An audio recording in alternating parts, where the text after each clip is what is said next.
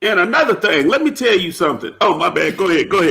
My bad. Always waiting on Marcus. Man. My bad. Always I'm so sorry. On Marcus. I'm Blame sorry. Marcus I'm every sorry. time. I'm sorry. Hey, listen, I'm not doing this on purpose. I'm not doing any of this on purpose. This ain't a stunt. You know what I'm saying? This ain't a stunt. You know, nope. This ain't a stunt.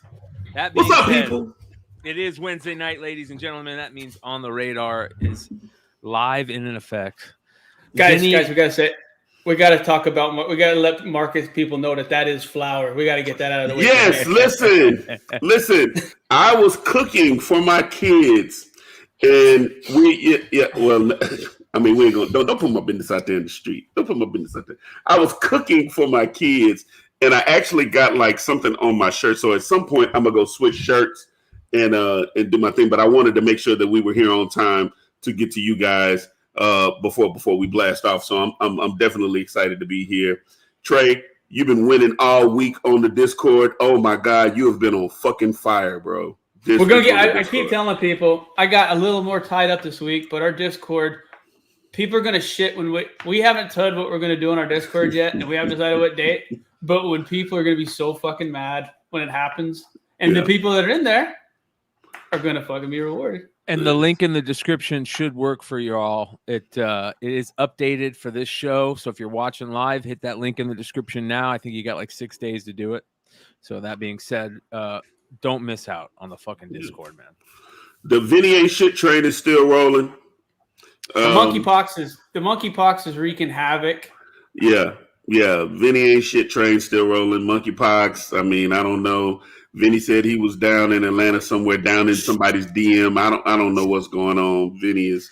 I thought he said it was DL. Yeah, well, you know, he is from Atlanta. You know what I'm saying? I don't know. It's a lot of meat on that bone. I just didn't want to put it out there, but you know, hey, look, if the polygrip stick. He woke me up at 4 a.m. with a picture of someone we all know. I ain't gonna throw that business out there. But it literally, I had to get up and drink something and before I could go back to bed. And that's people think Vinny's this nice fucking guy, goes to bed early and all this other shit. Nah, he's out in the streets at 4 a.m. in LA sending fucking photos of shit that he shouldn't be sending to people.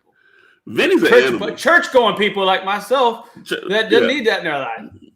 I need it in my life. I didn't get I wasn't fortunate enough to get the picture, but it's okay. Me and Vinny will have a conversation offline about that. He did send me some other pictures, though. He is truly enjoying himself. I think realistically, he's either getting ready to head to New York or he's in New York. I don't know where Vinny is. I don't know what's going on with Vinny today. Oh, you know what? I'm gonna be honest with you. I don't even give a shit no more. Yeah, Vinny ain't shit. Vinny ain't shit train. NYCC. Speaking of New York, NYCC, where he's supposedly heading to, is going to be crazy this year. Yes. He's the only one of us that's going this year, and I really think it's going to be blood on the dance floor, ladies and gentlemen, at New York Comic Con. Like, it's going to be a bloodbath of epic proportions. There's like over 200 retailer exclusives being sold at this place. There's already people that are stalking freaking people online and shit, taking photos of them at the con. It's weird, bro. It's becoming. Hey, B, are you aware of the Garbage Pail Kid fucking treasure hunt? No. What is that? Holy shit. No, dude, there's a Garbage Pail Kid scavenger hunt going on with Midtown Comics and the Garbage Pail Kid. That's all I know is like with lots of exclusive items, but also a Garbage Pail Kids giveaway card for release of the Origins comic book. So yeah, there is scavenger hunt. That's cool, man. Let me find this. That is next level. Yep. Come on, Ferd. Ferd hit me on my Instagram. If y'all get a chance, y'all come check me out on Instagram because I be doing these crazy videos. I literally have no sense. So, I do these little reaction videos, and Ferd saw one where it was like a guy, and I guess that's a girl that were about to. I was crying, dude. I was crying. Bro. I don't know what, but her wig got snatched off, and I said something like, the wig got snatched off faster than them automatic payments that come out of your bank account. Thank you, Ferd. Oh, Ferd said I was dying. Thank you, Ferd. I appreciate it, but we out here. But nah, man. But listen. but New York. so we in the streets. Yeah, we in the streets, baby. Ooh, what's this? What's this, Brian McClain? This is the Star Wars and Garbage Pail Kids NYCC stuff. So this is like a little I Am Groot toy NK thing that's going on. But I guess Toy NK is a enamel pin company. So be on the lookout for that at NYCC. Here's the Star Wars stuff for NYCC. These tiki things. They were selling these tiki things at San Diego. I'm not a big fan of them, but get your tiki cups. And here is the Garbage Pail Kids. Your misfortune awaits you. Fans of Garbage Pail Kids have a lot of stuff to enjoy. You can visit Toy & K and Geeky Tiki booth at 3106 for a limited edition Garbage Pail Kids puzzle cards, a scavenger hunt, and a chance to have your misfortune read. So there you go. Fortune telling machine gives you free shit, it looks like. And then these are some of the scavenger hunt. Yep. Hey, B. He don't want them. Don't even look at him. I'm gonna get him. Hit. I've tried twice to give him to these. He don't want literally. I've never tried harder to give somebody something and not got a response for in my life than these. Yeah, he don't want them. It's okay. I do. Oh, you got the sapphire, dude. Yeah. He don't want them. I messaged you and said, "Do you want?" I put him in the group text. Everything. I was like, "Do you want? I'll give you a box at cost." And you never responded. Yes, I fucking do. No, you don't. No, you don't. Marcus, I know. If you want one, I don't give a shit about Garbage Pail Kids. I'll send you one. If you really want them, I'll give you a box of costume, Marcus. Trey, I'm not going to have any fun with these. I told open them for the show. That's what I was saying. Hell yeah. Fun. That is fun, dude. But see, but now. We were laughing. I told you guys. I told these guys, listen, anybody out there that knows me knows I am fucking terrible when it comes to messages, group messages. I'm a phone guy, man. I'm gonna start sending like the voice message. But it was funny because Marcus was like, if he don't respond, I'll take it. And we were like, we'll give him a little bit, and he didn't say nothing. I was just like, I'm gonna fuck with him tonight. But I think it'll be like $138 plus shipping after taxes a box. So if you what are those going for right now on the Bay? Can you pull that over? Oh my God. Like 250 for being honest. And even just to put it in perspective, I was in Walmart. Walmart is starting to sell GPK again. Like it's like literally the boxes. And had I not texted you, Trey, I swear to God, I was gonna buy them. And they were only like $50, like because it's not the sapphires. But it's just the regular. I was just like, ugh.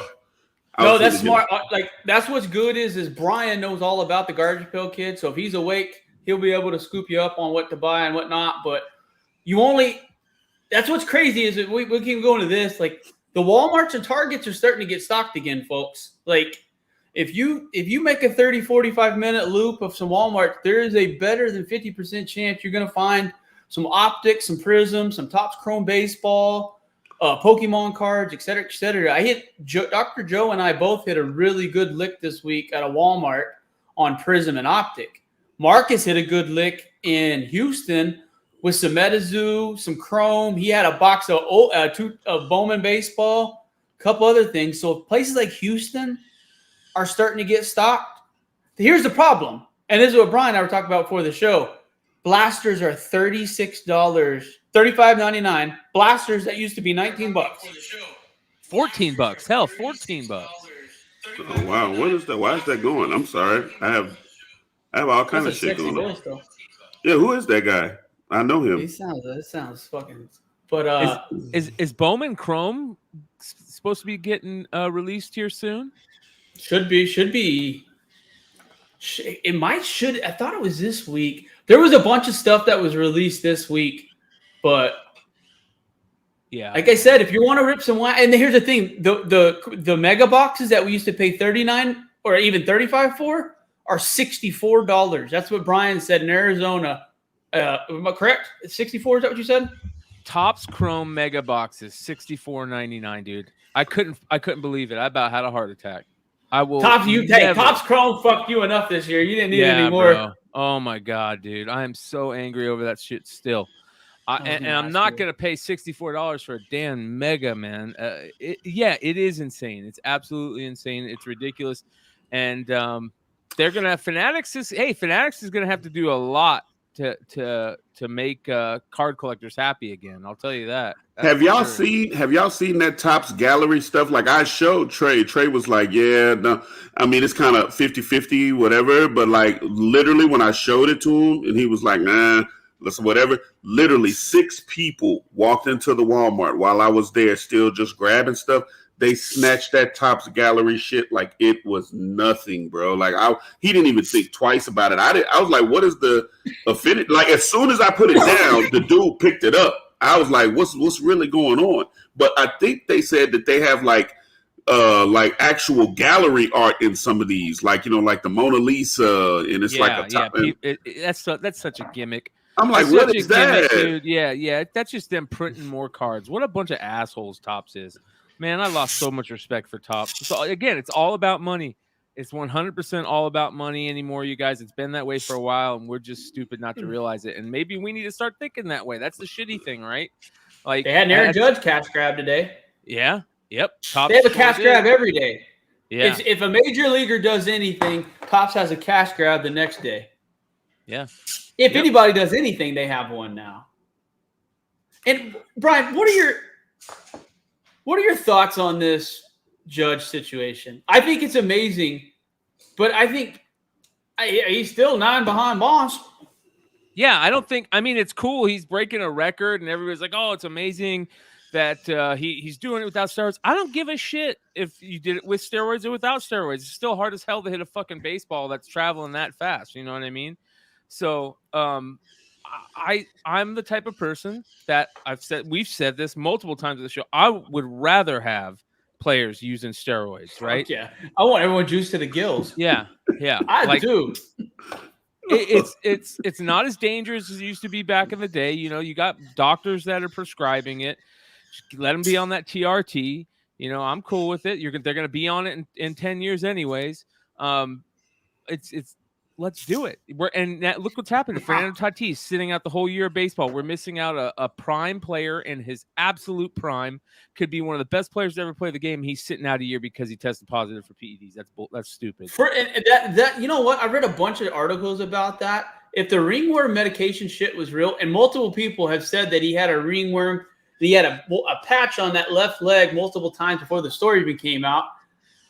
That sucks, because everyone thinks that he's fucking doing exactly what we were just talking about. Yeah. Yep. It's a weird deal. But the amount of people that I think they're making, it's hard to say it's not a huge compliment because he broke the American League and the Yankees home run record, 2 of the most fabled things.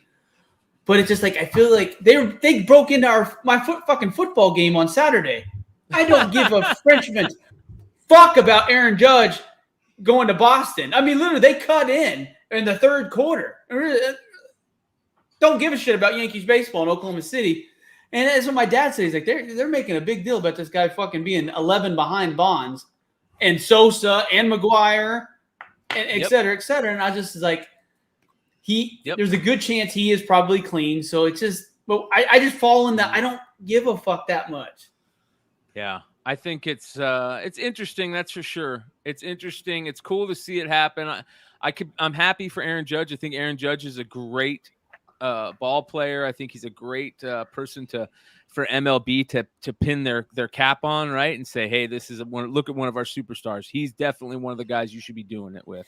So that's all fine and dandy, but until you start getting into those Bonds and McGuire levels, then I mean it's all cool. You're breaking a record. It's cool. I love to see records be broken.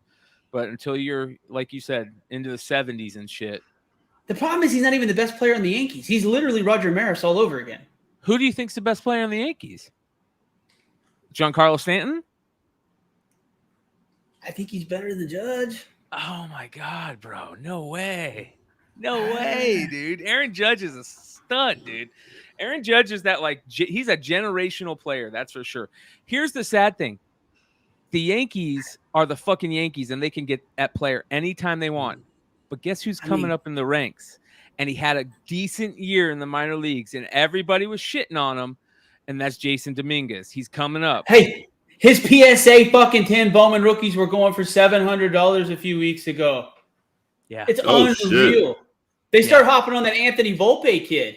Yeah, he's the good other too. Yankees product, which he's good, but he's good. You listen to the way that the bat sounds when Dominguez hits it. It has a different sound. You remember Juan Guzman Jr.? Yep. We were in Seattle watching the Mariners play. Now, what was his name? He was a Mariners, but he was another junior. Yeah, he was Jose Cruz Jr. Jose Cruz Jr. Stud. We were watching them all. I played baseball my whole life. We were watching them all hit batting practice. We watched Griffey hit. We watched A-Rod hit. I'll never forget. Jose Cruz Jr. made a different sound with his bat when he hit a baseball. And the only time I've ever heard that same sound is the Dominguez crowd. I know that sounds fucking nuts, but I'm telling you, Jose Cruz Jr., and you can even, there's stories about it. He had a different sound when he hit it flush, and Dominguez does too. Yeah, this is pretty cool. This was in ESPN today or yesterday. New York Yankees prospect Jason Dominguez stars in a bold new world of sports card prospecting. They're talking about his superfractor selling before he's even going to make the majors. It could sell for $1 million. That's crazy. Absolutely crazy. So if a player is being talked about, yeah, I know. If a player is being talked about like this, and he had a decent season, he hit like 275. He had decent home run power. The problem is that the poor kid is like being talked about like he's the next Mike Trout. You know what I mean? He's literally being put on such a pedestal that's going to be hard to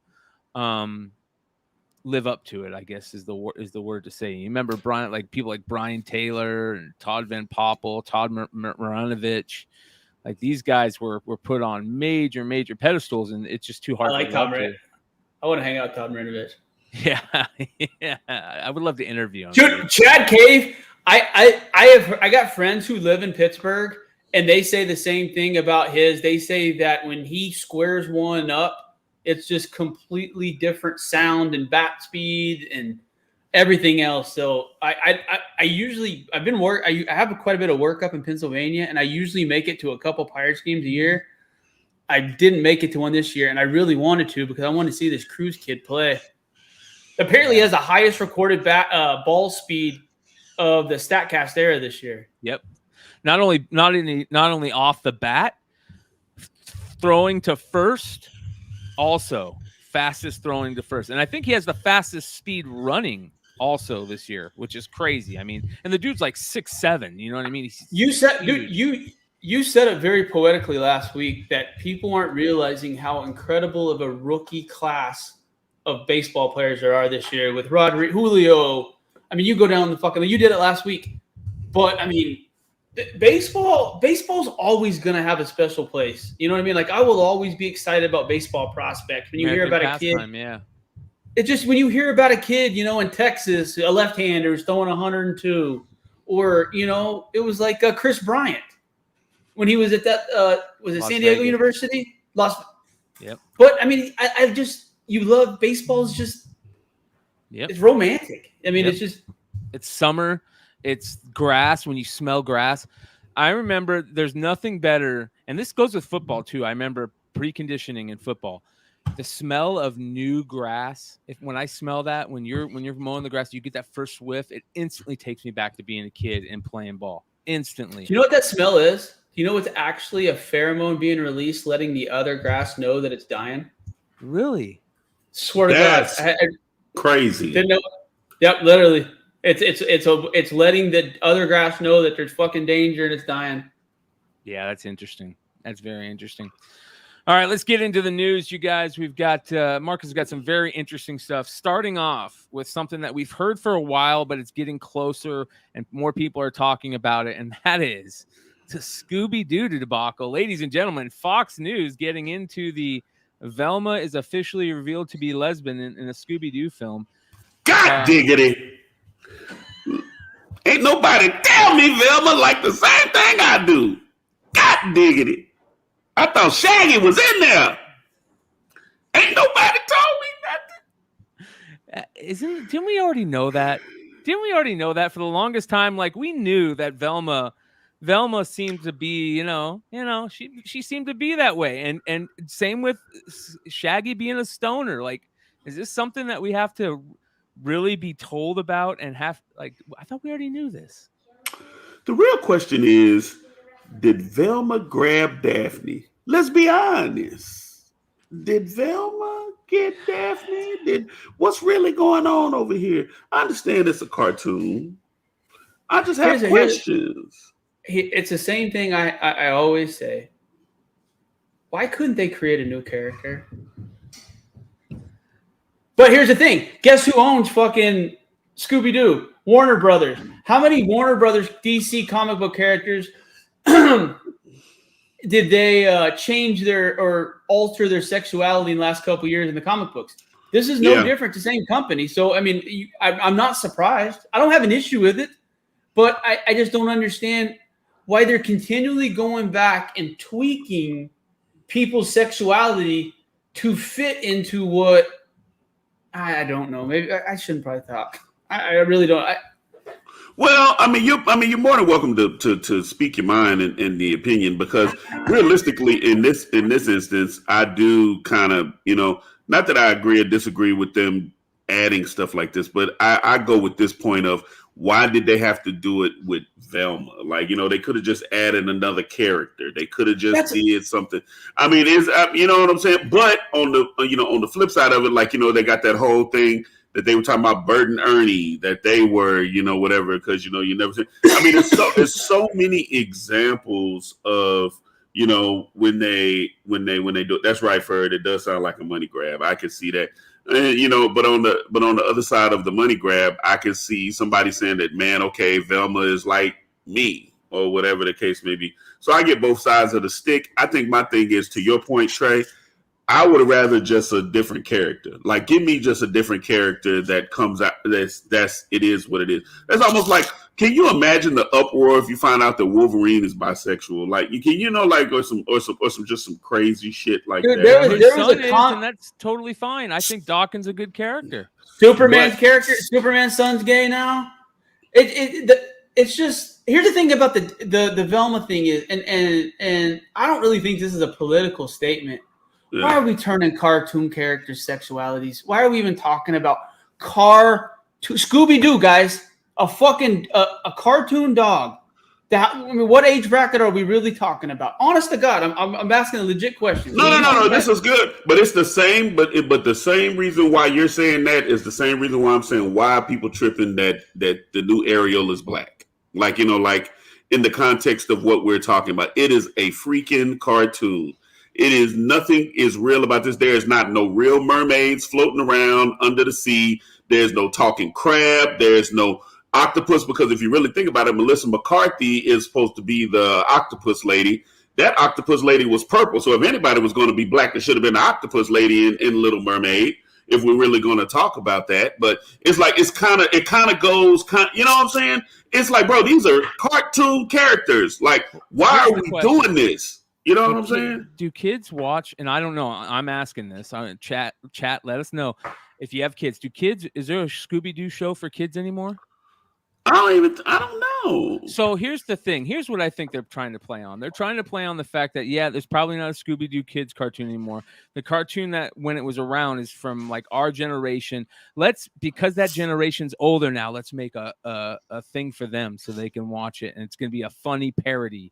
And I think that's what they're thinking. I think Hollywood is grabbing onto that nostalgia bullshit. Yeah. I'm looking at Nate. Nate said something. He said, "Who here truly believes that they will gain thousands of new watchers from this?" Now that is a very valid point.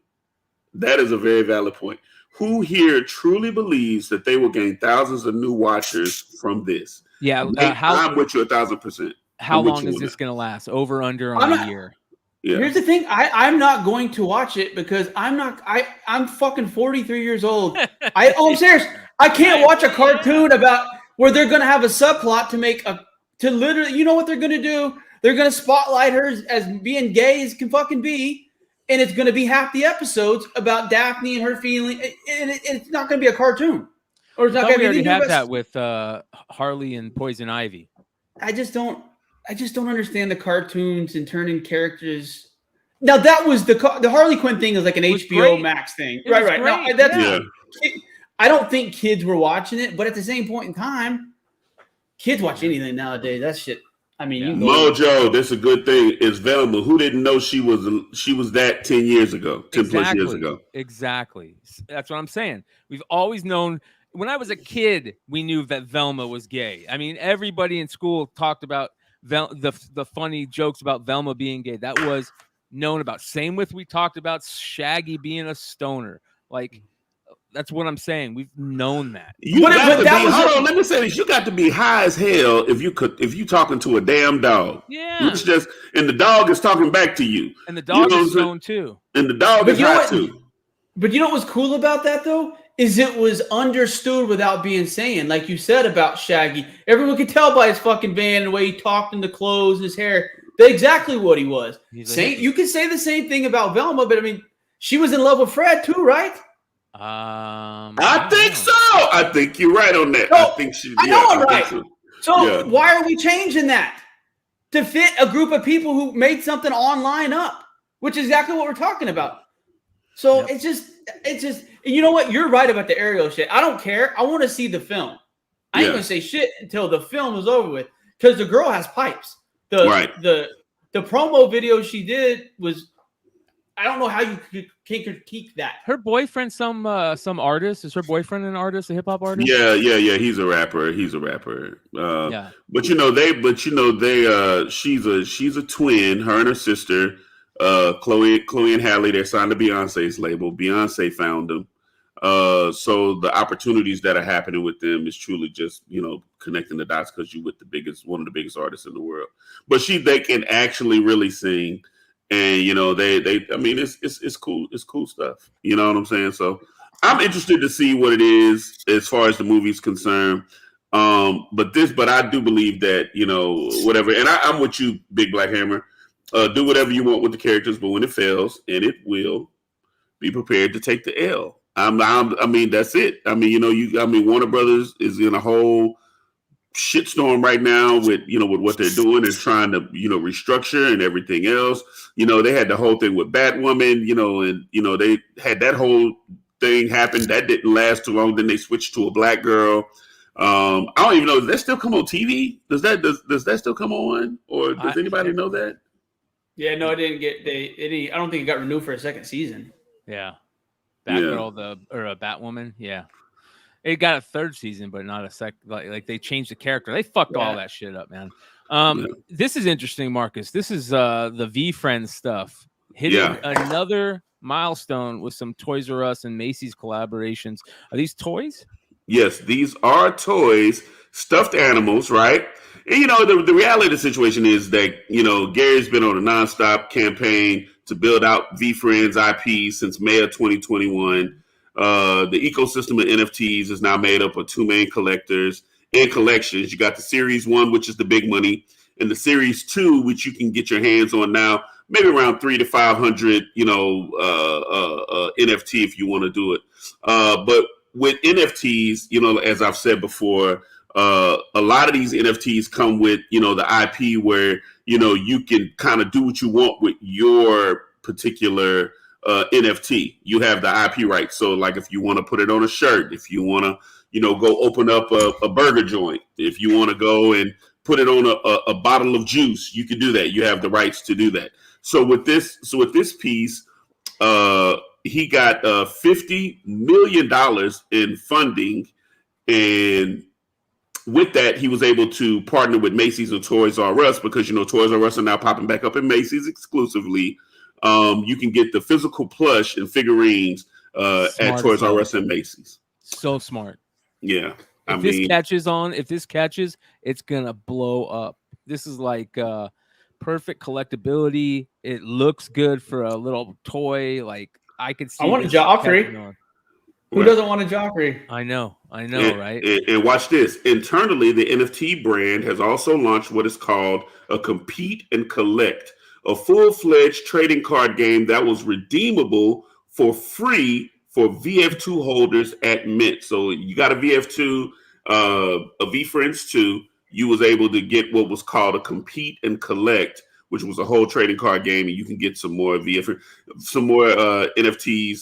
from that whole situation. It's a lot going on, man. Gary, Gary's doing a great job with that VeeFriend stuff, and also don't forget, he has VCon, so he's building out. He's building out, and he's doing exactly what you're supposed to do. Look at this. Got the little kid handing the. Yeah, man, this is genius. That's genius. Super collectible. Yeah. Hey, Mark, do you have a bunch of ETH right now? I do. I just got to move it over, if that makes any sense. I do have ETH. Would you be open to me buying like $500 worth off you? I could just show you how to do it. You ain't got to do that. I know. It's just one of those things. I figure I'd rather buy for someone I can trust that first time instead of fucking going. I got Marcus talked me into it. I got me an OpenSea account. I got a MetaMask account, and I purchased my first big NFT. I'm going to show it. I don't think I can get trouble. I don't think you can. No, it's yours. You can do it. Yeah. Look at that. This was $200. This was the Strange Academy Ultra Rare. There is only 600 of these NFTs available. Bryan talked about last week. This book, guys, this is the best spec book since Ultimate Fallout 4. It really, truly is. The first appearance, God damn it. Turn it those sideways. Those CGC, those light bags are. But just look at the first appearances. Wow. Yep. Great cover too. For those of you guys that are just great listening, read. Strange Academy #1, the Jerome Pena Breakfast Club variant. 1 in 50, I believe. Yep. 1 in 50. Gorgeous book. Great spec. One of the few books that's still selling nice. I don't tell people this very often. If you have an extra $1,000 to $1,200 that you are able to safely invest, with the recession, everything going on, that is a lot of fucking money. I'm not, but if you have $1,200 that you safely can move around, I don't see how that book goes down in value. The amount of Doyle Doramumu, the amount, great character. I mean, he's a great character, and they're going to do something with him and his dad. I mean, they're just. You can see all the different avenues they're going to go with the magic, because magic's one of those things that just works in comic films. So I highly, highly recommend a lot of people pick up that 1 in 50. I really, really do. So, yeah.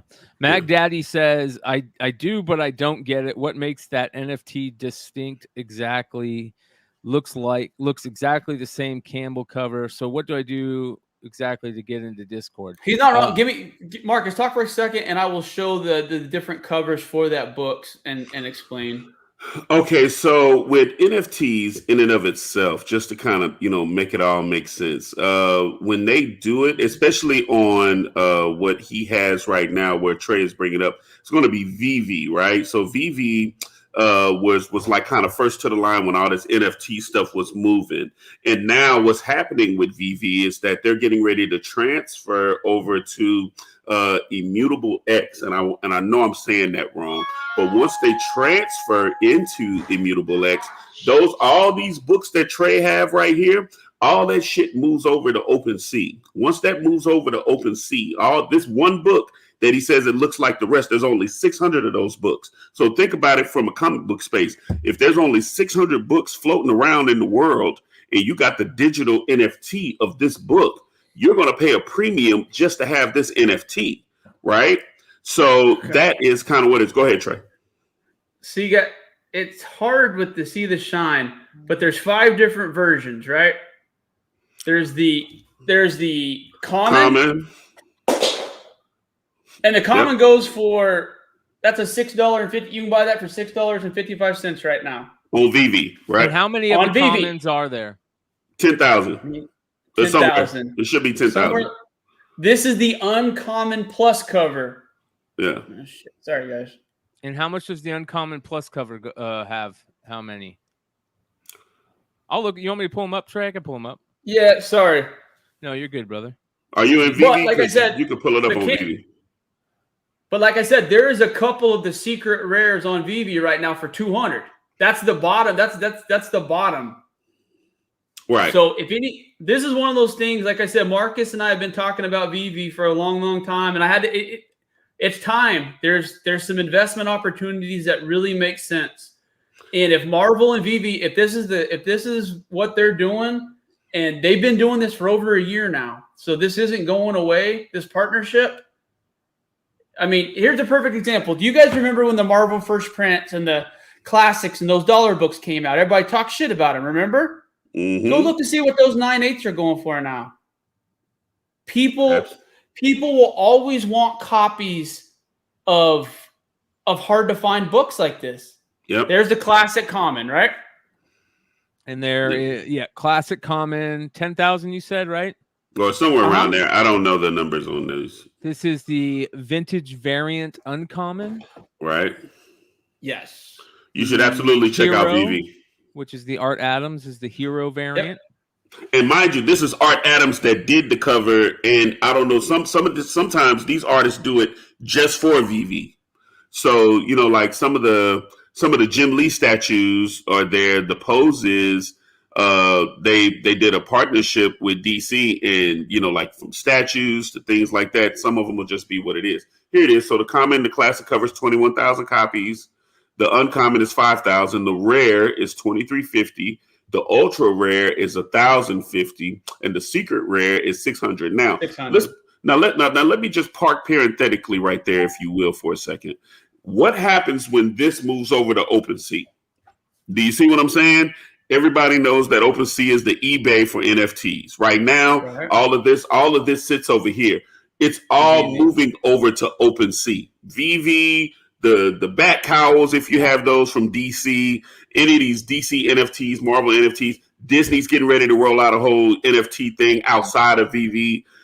All of this stuff is getting ready to move over to OpenSea. And once that does that, it's blood in the water. And if you're not in the game, you are already going to be behind, and there will be no way to catch up, because this digital shit moves at the speed of light. So this is why I tell y'all right now, jump in early.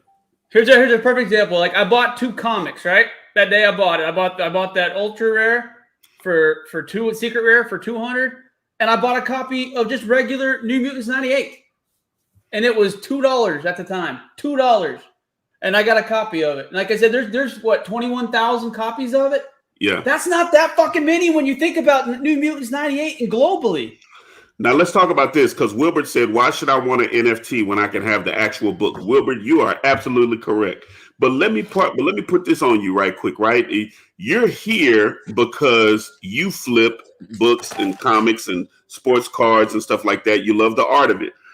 Think about this. That New Mutants 98, you could have got it at $6.99. $6.99, the digital copy of it when it first came out.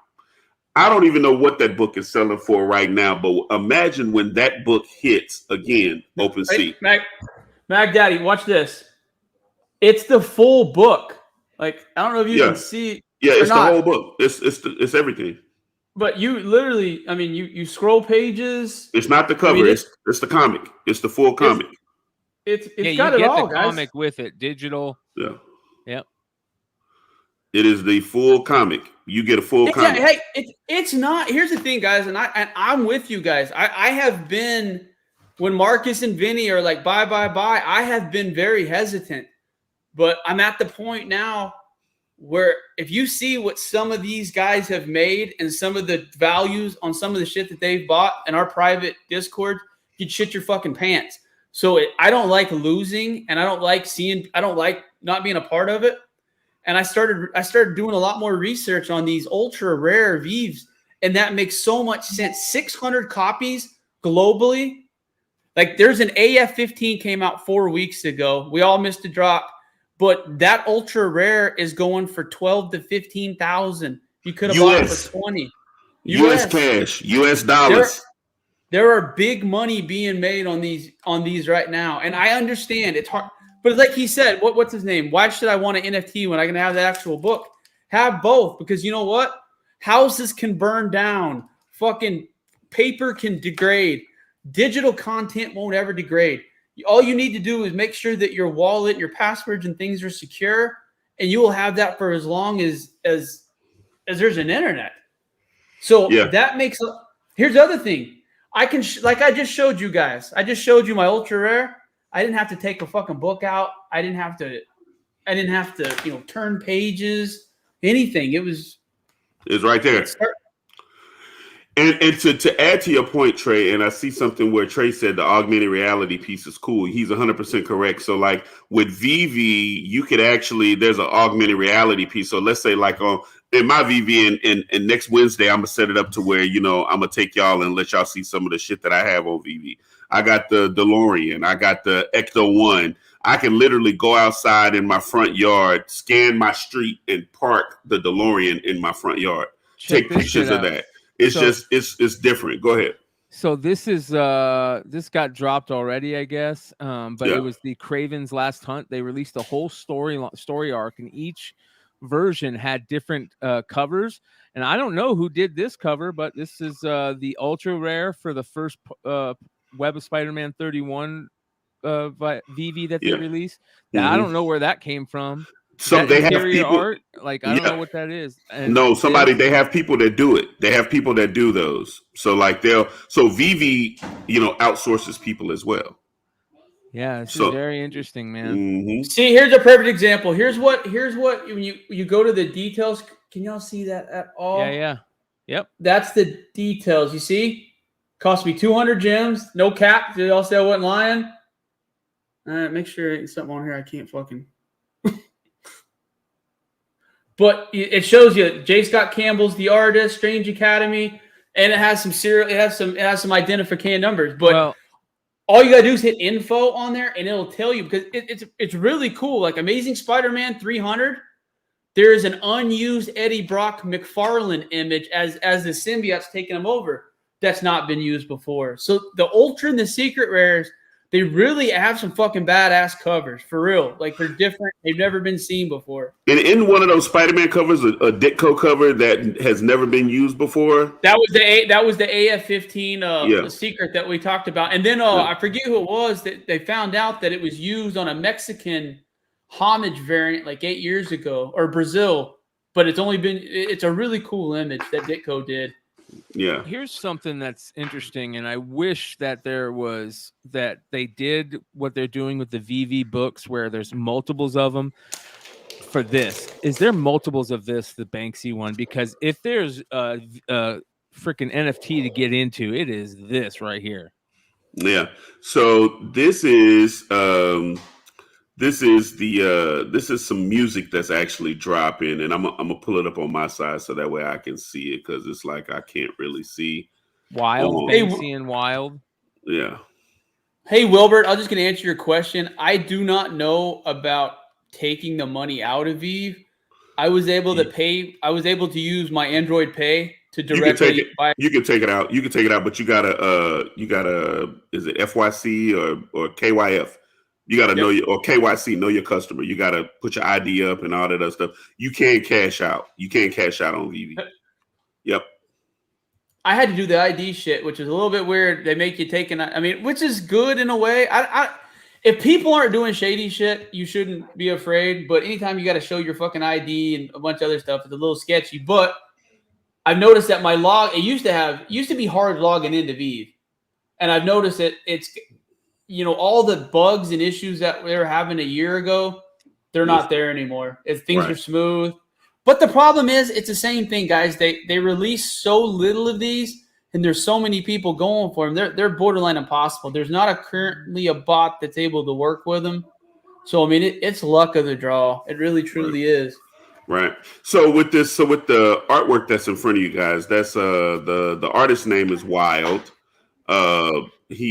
What he did was he commissioned Banksy back in the day when he was just an up and coming graffiti artist, and then Banksy turned into Banksy. So, Wild owns the rights to this, and so he made it an NFT. So this is a way where you could actually get the first licensed Banksy art to sell as an NFT before Banksy goes and starts doing what he's going to do, if he ever does it. So, this is Banksy art. This is actual Banksy art, the first Banksy art that's available as an NFT. 5 unique one-of-one NFTs. They're going to be expensive as fuck, I bet. Right? Hey, Brian, you're going to hate my guts, but can you tell me why John Jones is trending? That's a great question. So I literally couldn't look at your Twitter feed. I just kept saw his name. Did he get a fight finally? Henry Cejudo lifts lid on feud between John Jones. It says here, John Jones feud brewing between John Jones and Israel Adesanya. Oh, that'd be fucking. I'd pay $60 for that. To watch those in the squared circle or the octagon. Sorry about that. I got a attention span of a 2-year-old. I saw that and I had to know what was going on. So no, we're good. So the Banksy piece is set for 2 ETH or $2,600 as a reserve price.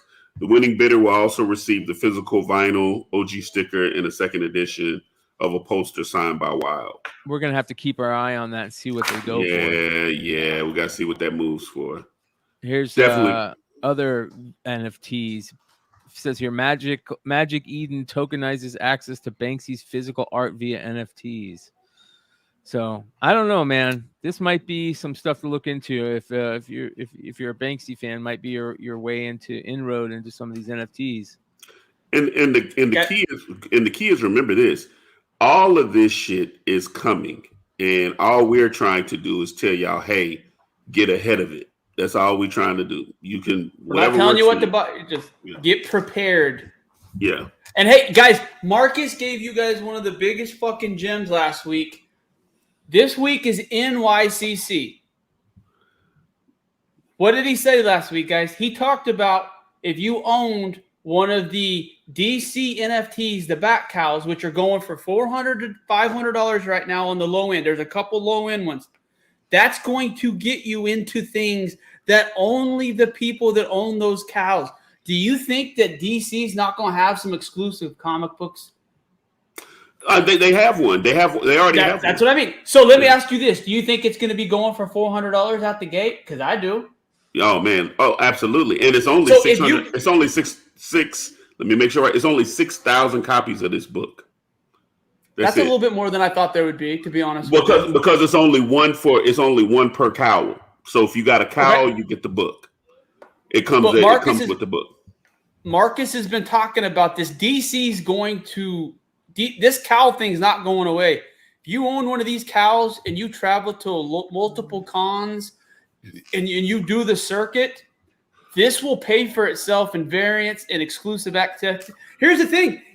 If you're able to go into a party and Jim Lee's there and you're maybe able to get a fucking autograph or a photo, you've already won. So if you're going to NYC this week, Mark is a busy man. If you guys have any questions about how to buy this cow, hit us up.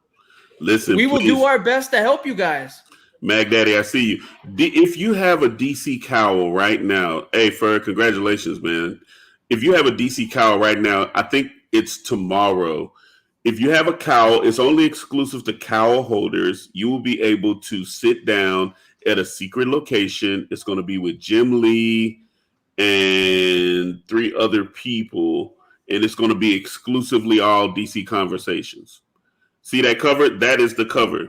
That is the piece. There you go. That is the cover. And with that cover, let me show you how live this was. This comic right here, every step of the way, if you had a cowl, you voted on what happened next. So this book is literally built and made by the people. So I know the Brainiac, I haven't even opened this book. Brainiac is the villain because that's what we voted on. We voted on what the Batmobile is going to be. We voted on what kind of cowl he's going to have. We voted on all of this stuff. Oh, and it becomes available. Look at that. Friday, October 7th. Says here, DC is back in New York City this week for New York Comic Con with a lineup of can't miss panels, special events, and giveaways. Check out the list below, including a special event just for DC Universe Infinite subscribers and Bat Cow holders. And see you in New York. That's the October 6th. Explore the DC multiverse on, let's see here, 1:45 p.m. in 46.1. So there you go. You're going to have a bunch of guest artists. It's going to continue on the 7th. It just keeps going and going. Rom V is going to be there on the 9th. Let's see here. Josh Williamson, Alex Segura on the 8th. Go back up. I'm gonna go back up. Oh shit! Was that? Hey, is that the Dan Jurgens on the? Yep. Oh, the Death of Superman fucking panel. Yep. See, here's the thing, guys. If you're going to NYCC, buy the cow, learn the NFT process, and sell the motherfucker when it's over with. Tell me I'm wrong. No, you're absolutely right. No, they didn't sell 100,000 cows. They had 200,000 cows. They only sold 6,000. I think they sold almost 7,000 cows. That's it. And then they burned the rest of them. So you can't even buy a cow. They closed it up. It's literally like 6,500 or something like that. Because I was talking now, y'all. At this point, y'all already know me and Jim Lee. We kind of cool. So we talk a lot. And that's not capping. That's not capping. Oh, that's real conversation. But I was talking to him and I was telling him, and I even showed the conversation to Trey. I was like, hey, I was telling him like, yo, bro, what we need to do is you need to focus on that 10K, but it never hit 10. It hit like 65 or 6,700, whatever that was. Super served them. And they said the whole idea is if you got a cowl, you are going to be part of that Bored Ape Yacht Club that DC is preparing, because I think with Bored Ape Yacht Club, I think it's only like 8,000 to 10,000 of those. So it's the same thing that DC is getting ready to do. If you have a cowl, you're part of that elite super circle of people that are going to get these exclusive events that are going to be like unlike anything you haven't seen. That's why if you notice, and some of you guys that are already on the Discord, you was up on the Harlequin stuff that happened at the DC NFTs. That was a whole thing. Some of you got in, some of you didn't. It was a free airdrop, but I don't think anybody paid. I think it was like if you was able to get in and do what you do, you sign up for it. Once it went public, you knew you was able to go get it. So remember, guys. Speaking of NYCC, check this out real quick. This is interesting. This is Marvel's exclusives that they're going to be putting out. And check this out. We were talking about this, I think, last week, how we wanted Marvel and DC to start doing these exclusives. Yeah, but watch this, bro. So they're going to be doing, this is the special Carnage 6 Peach Momoko. Who cares? Look at this. This is Exterminators 1 J. Scott Campbell. You can only get these by going to certain panels at Marvel. They give these as free giveaways at panels. Look at what they're bringing back, though, in a second here. This is the Ant-Man one. The black and white backgrounds. Yep. Shit, they're bringing them back. This is the Miracle Man one. Who's the artist? Sorry. This is Lucci. Miracle Man 0. It doesn't say. Costume pop. This is right here. This is the Marvel Voices rolled outside your window panel. We'll get a free comic book right here. And then hold on, Brian, can you go back up to that next big thing? That's the kind of shit you guys need to fucking look for spec stuff in. Literally, if that's the Marvel Comics next big thing panel, you guys need to look at that fucking image and have 3 to 4 of those first appearances. Look what you get at that panel. This at the next big thing panel. This is the variant you get. This is the X-Men Red #7 variant by Stefano Caselli. But look at this, you guys. Here's another black and white background. Oh my God, that looks amazing. Marvel Digital Media will be conducting around-the-clock coverage of all the biggest stories and breaking news at New York Comic Con on social media, so you can live stream all this stuff. So is that Angela? Was that Angela? No, I don't think so. It doesn't look like it. It's Jane Foster. Jane Foster, Mighty Thor #5. Valkyrie. Okay. That's Valkyrie. So, dude, I think that they wasted the fucking Angela angle with Thor. Here's where you guys, if you want to see all the entertainment schedules, take a quick screenshot of this. There's all your panel information, all the convention goodies. Here's all the special T-shirts and shit. Who cares? I mean that's cool and all, but and then I'm gonna make Vinny get that Sinister book for no showing on us tonight. Here's the variant. So you get, this is the variant cover. This is a variant cover. Here's some trading card blind packs that they're gonna have. $16 one pin per pack, and they're pins, but they're based on the trading cards. So that's cool. Those will sell. So there's the Marvel exclusives also. So DC and Marvel exclusives at New York Comic Con. What in the fuck are they charging $10 for a lanyard? Suck my dick. Oh yeah, bro. Are you shitting me? It's all about money. It's always about money. $10? Mm-hmm. Golly, man, that's the problem with it. I guarantee it. The hotels have been jacked up. I mean, there's no parking, but these cons, they just bleed you. You can't go into one of those big cons and not spend $250. Yeah, for sure. Here's another quick, interesting thing for you from Marcus. This is the Roblox Marvel stuff. What is going on here? Oh, real quick, you guys remember in episode 2 when Marcus was talked about Crapopolis? It's the same kind of thing with the Bat Cow. When they talked about the people who own those were going to be able to decide where the episodes and things like that goes. So all that stuff he's been saying, it's finally starting to make sense in my head. And that's what he's talking about. Like, if you own these NFTs, you're gonna have some decision-making power. And if it's a property or an IP that you really like, invest a few dollars in NFT. It might open up some stuff for you. Sorry, I didn't mean to interrupt you guys. No. This is good. And then let me say this too with the Crapopolis. So like Dan Harmon, again, of course, who's over the Rick and Morty piece. He has it to where he's going to actually, if you have your chicken, your crap chicken, you will have certain episodes where he may use your chicken and you get paid for your chicken being in the cartoon, being in the show. So you just food for thought. Like all of this stuff comes with, added value. So what you want to do is, man, just start researching and finding things. There's one that I jumped in the other day, and it's called Katori World Official, and I put it in the Discord.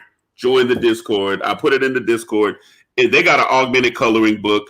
It's really, man, amazing. I jumped on yesterday, and then this morning I jumped into their Twitter and was having a whole kind of conversation about it. Bro, the stuff that these people are getting set up, bro, like they're moving light years ahead. So it's our job to just try to keep you up. What's up, Big Leg? So it's like it's our job to try to keep you up to speed. Leg is in here. Big Leg is in here.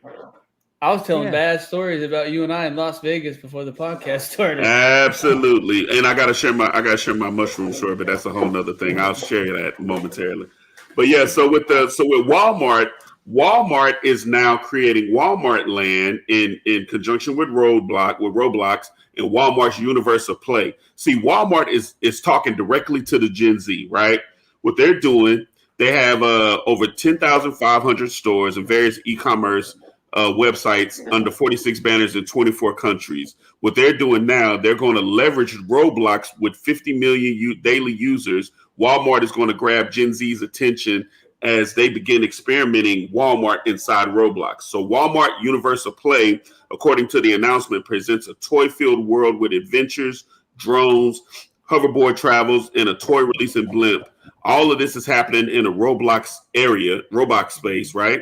You can also get Jurassic World, Razor scooters, Magic Mixies, just in time for the kids for the Christmas holidays. Next experience in Walmart Land is an amusement park themed world that includes Electric Island, where they're going to do music festivals. All of this is happening online. Music festival inspired experience, House of Style. They got a virtual dressing room and an Electric Fest motion capture concert celebration. This is all what Walmart is getting ready to do. So what that translates to, let me help y'all. You want to go see Drake?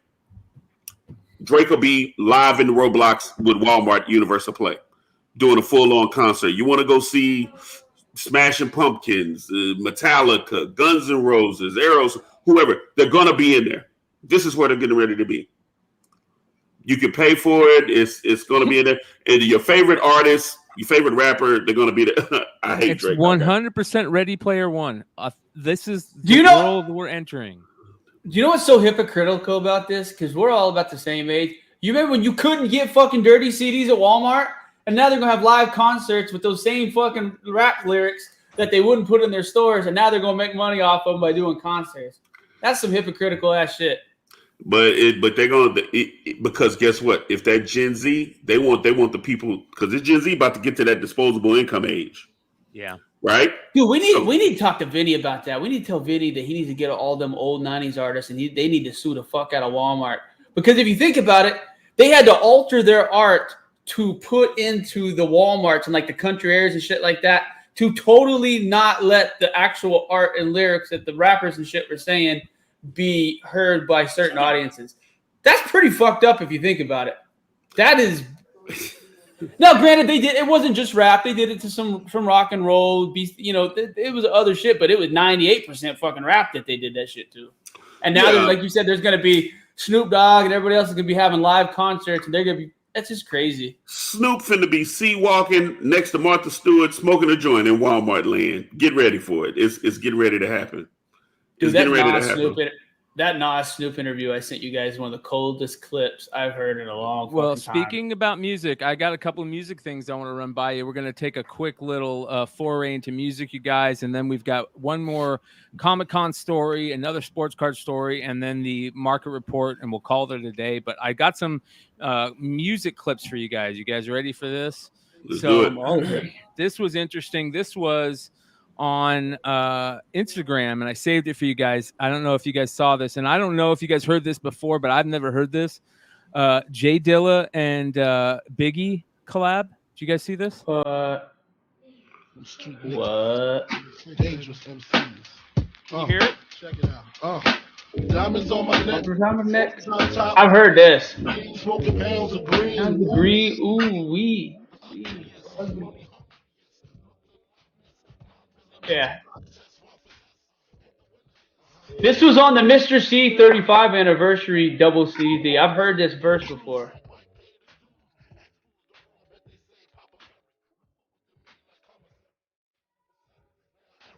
Oh, it's on Who Kid.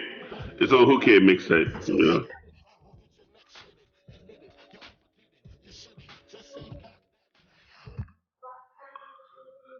Now, what I will say is this, though, while this is going, right, you got to be careful about this, even though I know this is real, but there's a whole new AI that's taking songs and making it your favorite rapper rapping it. Like there's one where Ice Splice, they took Jay-Z's voice and he's actually rapping Munch. Like, and it's all AI. It's all artificial intelligence. What's Munch? That's a song by this girl named Ice Splice. Okay. And so, but they're taking Kanye records and, like, let's say you want to do Jesus Walks, then you can type into the AI. You know how we talk about the AI thing where you can draw just by typing what it is. Yeah. In this program, you can say Biggie rapping Jesus Walks and by Kanye West, and it'll be Biggie. It'll sound like Biggie, but it's Kanye, and the AI sounds like Biggie doing Jesus Walks. That's what Bruce By the way, told his likeness and his voice for that. Yeah. Fuck all them Kardashians. Free Kanye's kids. Please.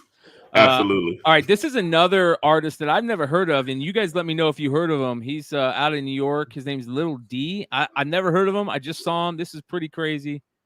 He's a little. Is he sucking a dick? Wow. I'm not going to touch that. I can't hear it, though. It's not playing. It's not playing, Brian. It's not playing? All right, hold on. Here we go. The Bimmer, they asking who am I? Zimmer, the mobster, steak and lobster. You could be Jamaican, couldn't make it on the roster. It's the Mafia, Capone, ain't no Kevin Costner, no Pixar. If I use the ink, then I'm a monster. I grab the mic, no Wazowski. Y'all getting robbed like Gronkowski. It's my house, it falls down without me. Remember y'all used to go balls out to doubt me. Now you need stomp downs to walk around me. Who let the dogs out for the dog pound? Thought it was 2020, how I got it on lockdown. God sound, next generation is on now. Here to take J. Cole and Kendrick Lamar's crown. They know I'm a star. Sky's the limit. I'm going to Mars, Venus. Thought it was Dwayne Johnson. The way that I rock arenas. Rappers cannot see us. Feeling like John Cena. There's a big gap between us. Melanie Martinez. Right with this EpiPen. Your reaction is not needed. Make you swell up and fall like you just ate a jar of peanuts. Damn. All right. If that's off the dome, if it's really off the dome, which I don't think it is, it's fucking dope. But he's like, the beat came on. I just started rhyming. Yeah, that ain't off the dome. That ain't never off the dome anymore. We all know that. But you can't say you just start rhyming like he did, though. Like he just. Yeah. But the lyrics were. It definitely was nice at the end, but I couldn't tell the guy. What he looks like a. It's very interesting, dude. I couldn't believe that was when I first heard it. I just heard the voice. And then I was like, holy shit, dude. It kind of reminds me of like old school hip hop from like that we don't usually hear anymore. That raspy style. Anyways. What else you got? Hey, we need to hit him with that broadneck dude we showed. Yeah, that's what you got to do. Yeah, you got to hit find if you can find the Broadnax BRODNAX 16 bar challenge freestyle. It's gonna fucking blow your mind. Yeah. So this guy, while you're looking that up, Brian, Kim Jong-gi. I want to say that Kim Jong-gi. He died on his way to New York Comic Con. What happened was, if you've been watching, now mind you, this guy is incredibly dope. He freehands all of this. No joke. He freehands all of this. I mean, like, he doesn't even do the sketch lines or whatever. He literally freehands all of it. You can go look at his YouTubes, see this stuff. It is amazing. He was complaining of chest pain Monday. Complaining of chest pain on Monday, I think. He was at the train or somewhere. I don't know where he was, but he was getting ready to fly to New York. He experienced chest pain, taken to a hospital for nearby surgery, sadly passed away. If you go on Jim Lee's page, Jim did a whole foreword about him. But look, he freehanded that. I'm finna tell you what you see right there. He freehanded that. That's no sketch. Like, you know how most people draw lines and all of that? He doesn't do that. Holy shit. Yeah, dude, Lazarus McFly just won the whole comments by fucking dropping Necro, and he's 100% right because that dude sounds exactly like Necro. I have not thought or any Necro was badass, the dirtiest. He was the grimiest. Oh god, he was just dirty as shit. Made me happy. Crazy. What up, Chat 67, the best adult dating site? Throw us some fucking money. If you're gonna throw that pussy on our shit, throw us some money. Man, dude, I keep getting hit by him, man. Fuck it, we got throw us some money. We'll let you ride. We'll let you comment. Throw us super chat and we'll let the shit roll. I mean, I'm not mad at that. All right. Here's another quick thing that I want to show you guys. All right, let's foray into some sports card stuff, and this is kind of like VeeVee's segue. So, or the V Friends segue. So this is one of the V Friends cards that Gary V put out, where he drew the characters on the cards in these horrible drawings that look like garbage, but they sell for a grip. And this is currently available on Golden right now.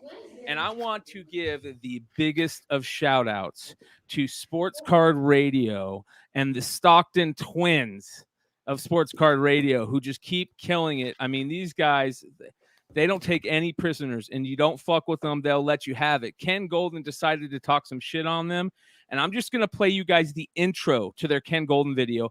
And I'm going to link this video in the chat and in the description for you guys to go check them out. But just going to play the intro to their video. It's a couple seconds, but it is a killer. And the rest of the video destroys Ken Golden. Here we go. I told Vinny Ken Golden was a hoe 6 months ago. All right. You ready? Simply put, the greatest trading card product ever put out in the history of mankind. This is the greatest trading card product I've ever been associated with. It looks like a 10. It literally looks like a 10, it looks C-Block. clean. It looks clean. This is insane. It's madness. Everybody gets the Shaq preview rookie card. That is why this is so limited. This is so limited. SJ905. This is the first card ever. We're on fire! It's a fire sale! Everything's gotta go! Not a rookie card, the Shaq preview card, the first card ever. That's $100 card, folks. We're not kidding. Hey! I plugged it! I plugged it! Gem, mint, 10, perfect. Gem, Did I just see that? mint, 10. Kitty, that's just unbelievable. I'm not going to jump into another man arms, brother. No, we're not going to do that. And then they get 405 additional cards. Unless you're Phil Jackson, I just hit the big shot. That's the only way that's happening. Correct. I'm still going to dap you up, baby. Maybe I'll have to hide some more boxes around the table.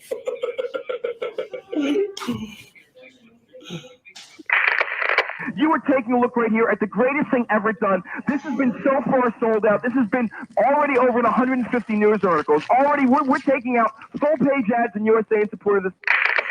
I need everybody in the crowd to yell "What not" for the camera. Come on. What not? What not? What not? What not? I can't believe this, bro. This shit's so hardcore. There was nothing like this in the history of trading cards. Well, I thought they said white nut. I was like, what is that? This is the way to. Oh my God. Look at these clowns. What I'm holding, without exaggeration, is the single most important modern trading card ever produced. Hopefully in 10 to 15 years, we'll be at, Ken Golden, on that status. Yeah, Ken, if by the time Bryan and I are your age, and we have some young fellas interviewing us, we'll know that we did it. There you go. Trust me, Ken. We got a 1987 Fleer. Factory set. 1987 Fleer. Is that King Golden? No, that was Don. Him and Don were they did sports card selling on QVC and shit. Oh, wow. Look, this is my friggin' house, okay? I've got 5 acres on a golf course. I have a 9-figure bank account. Y'all remember that shit I told you last week? Go find out where King Golden lives and test his fucking security system out. Right, oh, he's sweating. Get Steve on the line. Did you see the poll? He knows what's in there. So last night we had 6 cameras going at the same time. 6 cameras. Well, jack-offs at Sports Card Radio is one. Where I come from, people like that get slapped. Yeah. Damn right, Nick. Dude, Sports Card Radio, these guys are stellar. They put out some great videos on YouTube, but they have a webpage where if you have done something dirty or done people dirty in the sports card world, they put you on blast over there, and they keep that rolling ledger. Like anytime you add something on there, if you go look at Ken Golden on there, they tell you all the times he ripped people off, how many times he's filed bankruptcy because he's ripped people off. He ripped Kobe Bryant off. You guys are going to trip when I show you this, okay? This is absolutely beyond crazy. Watch this. All right, here we go. Didn't pay Kobe Bryant. You ready? Weren't the only ones screwed when Kenny went bankrupt in 1998. Several athletes were too. One was Kobe Bryant. Kobe signed 5,500 cards for Ken and Scoreboard for, get this, $2 each, and did 2 public appearances. Who got the better end of that deal? Kobe Bryant was owed a measly $10,000 by Ken and Scoreboard. Kobe's agent at the time gets in contact with Scoreboard, says, hey, yo, it's $10,000. Scoreboard sends over a check for $1,000. It's $9,000 short. Kobe Bryant gets a check that's $9,000 short. And the very next day, Scoreboard declares bankruptcy. And for those of you guys that don't know, Ken Golden owns Scoreboard. Account and live in 5 acres on a golf course. Ken, I want you to send me the bankruptcy documents that prove that Kobe Bryant got this $9,000, or you better be writing a check to his favorite charity or anything in his name, because Lord have mercy, does that look bad all these years later? Really hardcore expose, man. Crazy expose. But hey, how does this guy, I gotta ask, so I don't know the history of these guys. He's got a fucking hat on of one of the biggest scam cheaters in the history of online world. So why is he wearing that hat? So these guys are all about just giving people shit, and I imagine it probably has something to do with that. But also they're all about like, don't make your money on cards. There's other ways to make money. They talk about real estate and playing poker, so they're probably in on that early playing poker thing. They're big on collecting cards, but they're saying like, don't invest in this. You're investing in, the way they put it is funny. They're always like, you're investing in owning cards of grown men. And I think that's always funny because I'm like, come on, get off of it. But that's their thing. Anyways, they fucking go crazy on Ken Golden, ripping him apart. And Ken Golden it's going to be very interesting to see how he comes out on this one. Golden and all these guys that got big over the sports card boom over the last couple of years and everything dropping right now, man, they are taking some heat. And here's the best part. Ken Golden was trying to get in with all these young cats, all of the Backyard Breakers crew, right, that were ripping all these people off. And it does not look good. Those kids are a bunch of fucking idiots. And Ken Golden, I wouldn't be surprised how his ego takes a major hit when he realizes what douchebags those kids are and how much he's pumped those cards, those new cards, the Kaboom cards, the one-of-one Kobe logo mans, opening shit with Drake. Like, we all thought this was good until we figured out the backstory of Ken Golden and what a douchebag he is. So, hey, and what platform is pushing this douchebag? Exactly. Use your fucking heads, people. Set it for a while. I'm not gonna come out and say it, but think about it. Doesn't make sense.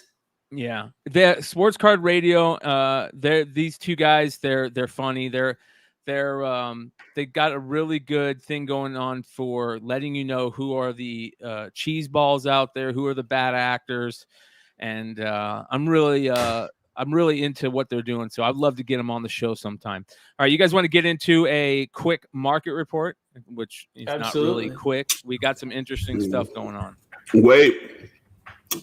Did you get the video for Broadnex? Yeah, we got to hit them. Where is it? Did you find? I couldn't find it. It's in the private chat. Look Okay. in the private chat. Look, bro. Right. We got to figure out a way to communicate with We got to figure out a way to communicate. Because he just don't. Because he ain't there. He ain't there at all, bro. I'm gonna start sending pigeons and shit. Send a smoke signal. Right. This is good. All right. Dude, I heard this guy this guy works in the town that I work in West Monroe, Louisiana. He just got signed, but listen to this shit.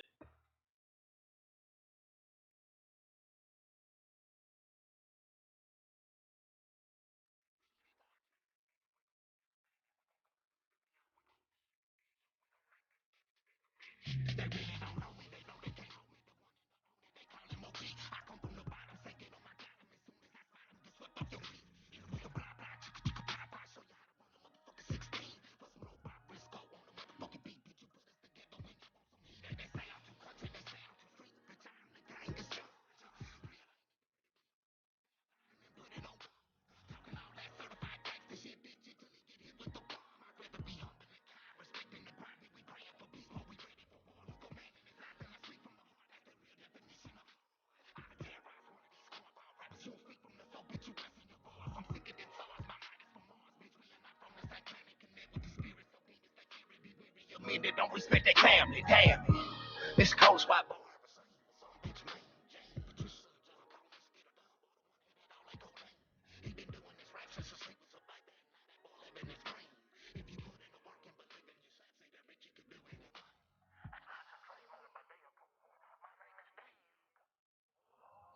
Dude, he showed up during the fucking pandemic out of nowhere. And that is fucking hard. Yeah, check him out, you guys. That's badass. Yeah, it does kind of remind me a little bit of David Banner. That's exactly what he sounds like. 100%. I love David Banner. Yeah. He's nice, bro. He's very nice. Do you know him? Have you had it? I mean, you put me on to him, and I've been checking him out ever since. He's actually really dope. That song he did with Lil Flip is one of the greatest Houston tracks. Who? Right, I'm gonna get you up on some Houston shit, Marcus. Hey, listen. Hey, listen. I'm out here, brother. I'm in here. I know, yeah. I love it. Captain America 110 is criminally underrated. It is undervalued. I saw 2 of these sold this week. 8.0s sold for $300 or less. 2 of them this week. Great book. Great Steranko cover. Captain America Hulk cover, one of the greatest covers of all time. And this is a book you should pick up for in my opinion, under $300. $300 or less, get all over that. Wolverine #2, a double cover. What a beautiful Buscema cover on this. What a great book to have a double cover of. That beautiful red cover, Silver Samurai, 88 solo series, 2nd issue, $2.99 for a double cover of that book. I would be all over that. That sold quickly. Adam the Legend of Blue Marvel 9.8, almost $1,500 on 35 bids. I mean, that book is just ridiculous. I gotta ask you guys. I gotta ask this, and I gotta be honest with you. This is a pure. I mean, what has this character ever done in a comic book? Dude, Ultimate Avengers. I'm being honest. Dude, I never read Ultimate. Oh, bro, you have to read that run. It is so great. That makes it fair. I'm just thinking in the last 10 years, and like in the major Marvel continuity, he doesn't have a lot of storylines. Is that fair? Yes, and they brought him in that run. Some amazing covers on that run and a great story. It was during that what was the series where the Watcher lost his eyes? Original Is Sin. he more powerful? Is he more powerful than the Sentry? I don't know if he's more powerful than the Sentry, but he's a badass. That's for sure. He's definitely a badass. He's more of a thinker guy. He's on the level of like Reed Richards. You know what I mean? That type of smarts and stuff. Do you guys think that this is the Denzel speculation that has kind of been? I know it has been, but I mean, do you think the value of this book is in direct correlation to that? Absolutely. It's fair. Yep. Absolutely. Yeah, and this is the crazy thing. Leg, you're right. This was selling for $3,000 at one point. $3,000. So this might be another one of those books like Trey was talking about Stranger Things, the Opeña 1 in 50, that if you have some extra money sitting around, you might be able to pick this up for cheap. And when this hits, you guys. This is another one everyone needs to buy a copy of. X of Swords Creation, 1 in 100 Brooks variant. You can get them for less than $100 right now. It has 4 major mutant first appearances. Wait, like I said, back up, Trey. Hold on just a second. Put that back up. Let me get rid of this. Nice. That's nice. But dude, that's what I mean. Like, if you have any money right now, the stock market's going to shit. 401k's going to shit. Invest in some of these first appearances that are $40 and $50 9/8 right now. There are all these websites that were created during the pandemic, the mom and pops that are selling the 9/8 and thought they were going to get rich. They're selling them for $40 and $50 if you find these websites. There are so many 1 in 100 9/8 with major first appearances just sitting in stores right now for $50, $60. There's so much cheap shit out there. I mean, it's just unreal the amount of books that are falling in value. Yes. And just some of the stuff that you're able to pick up right now. It's just it's sad to me because I know that people are hurting. And when you start selling your collectibles and the stuff that you collect, it hurts. I really feel sorry for people. This is one of those books, that Batman volume, the Capullo Snyder run, #1, the RRP 1 in 200, for $430 for a 9.8. You could have got that. You could have found that book for less than for about $200 a year ago. It's starting to get a little bit more value, but be on the lookout for that book. That is a great book, and that series is one of the best Batman series of all time.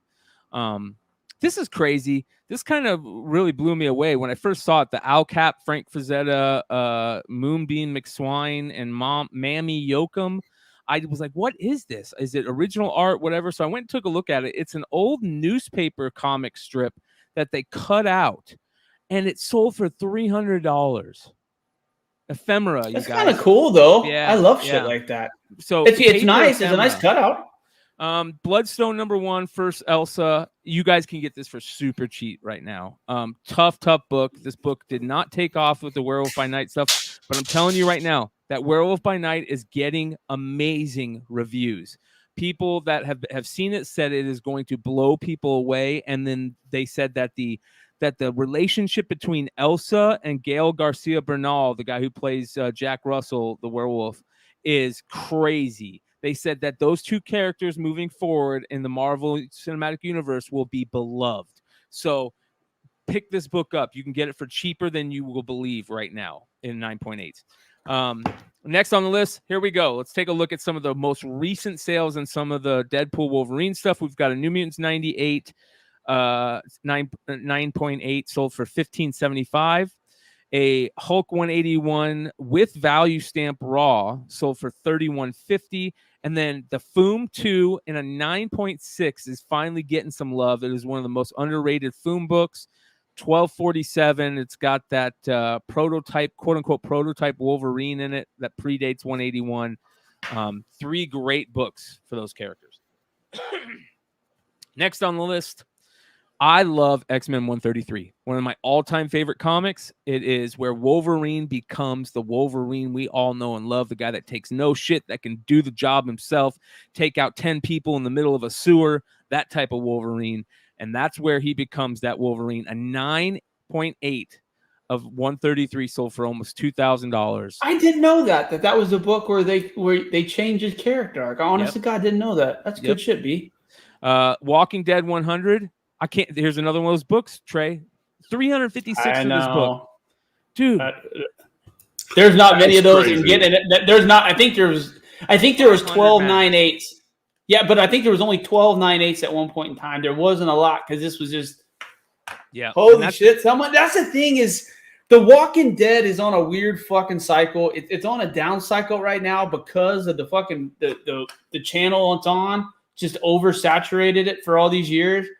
But at another point in time, it may be 10 years, it may be 15 years down the road, someone's going to redo The Walking Dead, and it wouldn't surprise me that, I mean, it's one of the greatest stories. I mean, it really is. I mean, there's a reason that it translated as well as it did on TV. Yeah, we were calling Walking Dead our AF-15 for a long time. I still say, and I still say Walking Dead is our AF-15, and I still stand by if you can get it for cheap, or because right now it's still cheaper than it was. Walking Dead #1 is cheaper than it was when it was red hot. It's cooled off. You got a couple of dollars. I'd be grabbing that. I'd be grabbing that shit all day. I wouldn't even lose no sleep. If you guys remember, I said on Unpressables that Rick Grimes is the greatest comic book character of our generation. Yeah. Yeah. Yep. I remember that. And if you really think about it, I mean, without any superpowers and all the things that happened, think about, I mean, story-wise, just pure story and creating the characters, story-wise. Hero's journey.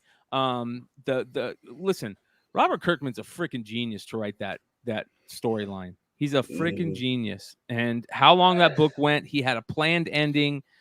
Yeah, great stuff. Somebody was talking about the G.I. Joe Treasury Edition last week. It was me. Yeah, it was me. We were talking about, because you showed the picture of the 9/8, and I asked if it was a Treasury, and you said no, it was a regular comic version. I had one of the Treasuries. How about this? 5 of them for $2,100. Jesus Christ. Yeah, that's big money. That's so guys. cool. Yeah. All right. Deathblow #1 is one of my favorite all-time comics because I love getting sketches on all black covers. And I always dreamed of getting a Jim Lee sketch on that cover. But why would you get Wolverine? Why would you get I would have bought Wolverine? that. But I would buy it. I'd buy it, know. but I wouldn't get Wolverine on there, dude. I don't disagree with what you're saying, but it's like one of those things, if that was like the only black book you had and you had that deal, like, fuck it, throw him on there. And whoever paid $417 for that stole it. Yes. They fucking stole it for $417. Yeah. So, and you guys all know we talk about the gorgeous sketches that Marcus has of Jim Lee on here. So I wanted to throw this up here for Marcus. Journey into Mystery 649 variant. I didn't know this book commanded this much raw. 323 raw. Is 652 still crazy? I haven't 652 used to be fucking another one that had Sif on it that was crazy. Yeah, but that's a gorgeous cover, man. I can see why it commands a lot just on the base of looks alone. Here's the crazy thing. Death is Superman 30th anniversary, the gold foil. This is the big time collectibles book that had CGC all in, the crosshairs. And if you guys don't know, this was one of the questions that I had Matt Nelson. I wanted him to answer. And it was the only thing when I sent him the show notes for the interview last week. He said, listen, the only thing I don't know about in the show notes that I'm not going to be able to answer well, you might want to hold off on it, is the big time collectibles partnership. I don't know much about it. And I think that he just didn't remember it. But during the conversation, he brought up, the fact that, there was some company that wanted them to destroy, stuff. And we said to him, like, hey, if there ever was going to be a company that was going to be the place where you send your variants to quote unquote be destroyed, it needs to be one of the grading companies. And I am surprised that thought hasn't happened sooner. And Matt Nelson said that might be something they look into with this whole thing. And this is one of those books. Big Time Collectibles made the Death of Superman 30th anniversary gold foils. They of course they had 1,000 of them printed, and then they sent those 1,000 to CGC. They graded 309.8. They took the rest and had CGC destroy the rest. There's only 300 of these books. They're all graded 9.8. They sold for, I think, $150 a pop off their website. Look what they're selling for. Crazy. Yeah. I like the book. I would have paid $150 for it if I'd have known about it to have one, because I like that cover. But how has that book gone up? It's crazy. People think like it's one of those things. Like I know it's the FOMO, but there's nothing in that comic book that was any different than the original. You know what I mean? Like the cover, pure collectability, bro. Pure collectability. You know, it wasn't like there was a new artist used. They literally took the black from the poly bag, turned it a nice gold, and made a variant. And then why the fuck are we wasting 700? I mean, I get it and I don't. It's like, why in the fuck would you print 700 and waste 700 copies? I wish they would just not print them. I wish they would take the covers off of them and send them to fucking libraries or high schools or whatever the level of reading it might be, but just to destroy 700 comics that's dumb to me. Yeah. You know, speaking of covers, you know, we were talking about artwork that this motherfucker. You know, we were talking about artwork. You know, this is, you know, the latest. You know, you got another one. Holy shit, bro! This is Venom taking over Galactus. Yeah, Jesus, that is badass. That from Jim? I'm not saying no names. Jesus, dude. I'm not saying no names. That's pretty amazing. That's gorgeous, dude. Congrats. Dude, I've never to even think of Venom doing Galactus is actually kind of cool. Yeah. Venom doing Galactus. So this will be the cover for one of our comic books that we're getting ready to do for On the Radar. You know, we'll submit this, and this will be a 1 in 250. A 1 in 250. By the way, if there's any website developers out there that want a job, you should hit us up pretty quickly. So yes. Absolutely, please. So, I might have an idea or two that might make sense. I don't know. We'll see. Yeah. Or three ideas. All right. Next on the list, Star Wars Vintage Luke Skywalker 12-back telescoping lightsaber, a CAS 85. Craziness. $10,000, you guys. I can't even fathom. Crazy. What does the letter say? Does that have any significance to be? It just says what it is and everything. Is it the grading like a grading notes? Okay, okay. Yep. Oh, I was gonna tell you, Dr. Joe and I decided we're doing CAS. They're going out tomorrow morning. Good. We decided he went perfect. We went with the collector's cases or the legend. Joe, if you're on still, what was the name of those cases that you decided to go with? But dude, the shipping to get these motherfuckers there. I know. I'm gonna have to sell some shit just to ship them. Yep. Mag Daddy says he does websites. Brian, he said he's going to hit you up. Perfect. Please hit me up on IG, brother. Please, ASAP. Dude, this Roblox. Sorry, Cree's talking about Roblox. Dude, there are 12 and 10-year-olds making thousands of dollars a week on this Roblox.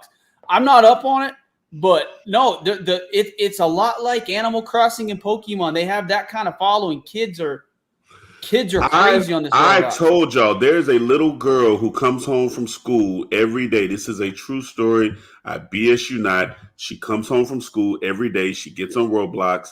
She delivers digital Roblox pizzas. She has accumulated over $25,000 US delivering digital pizzas in the Roblox universe. This is real. This is real. So cool. 25K by getting on from 5 to 7, just delivering digital pizzas, digital Pizza Hut to these Roblox characters in the Roblox world. That Robloxian life clothing store billboard guy with rainbow barf toy code, whichever that means, $10,100 on 42 bids. Wow. So hey, would that code be an NFT, Marcus? It says redeem exclusive virtual item. Yes, so it would be an something NFT. you could get in the game. It's going to be an in-game purchase. Think Fortnite, whatever. You get the little whatever that is. You know what I'm saying? The code, and it may get him a pickaxe or whatever the case may be. Yeah. There's the double telescoping Vader loose sold for $6,600. Not even graded. That's crazy. Yeah, I hate that I had to get rid of it, but I had a bill I need to pay. Yeah. Here we go. Another Zartan, you guys. AFA. I forget what the final grade is. Yeah, but $5,000, $5,200 on 35 bids. What a beautiful, beautiful item, man.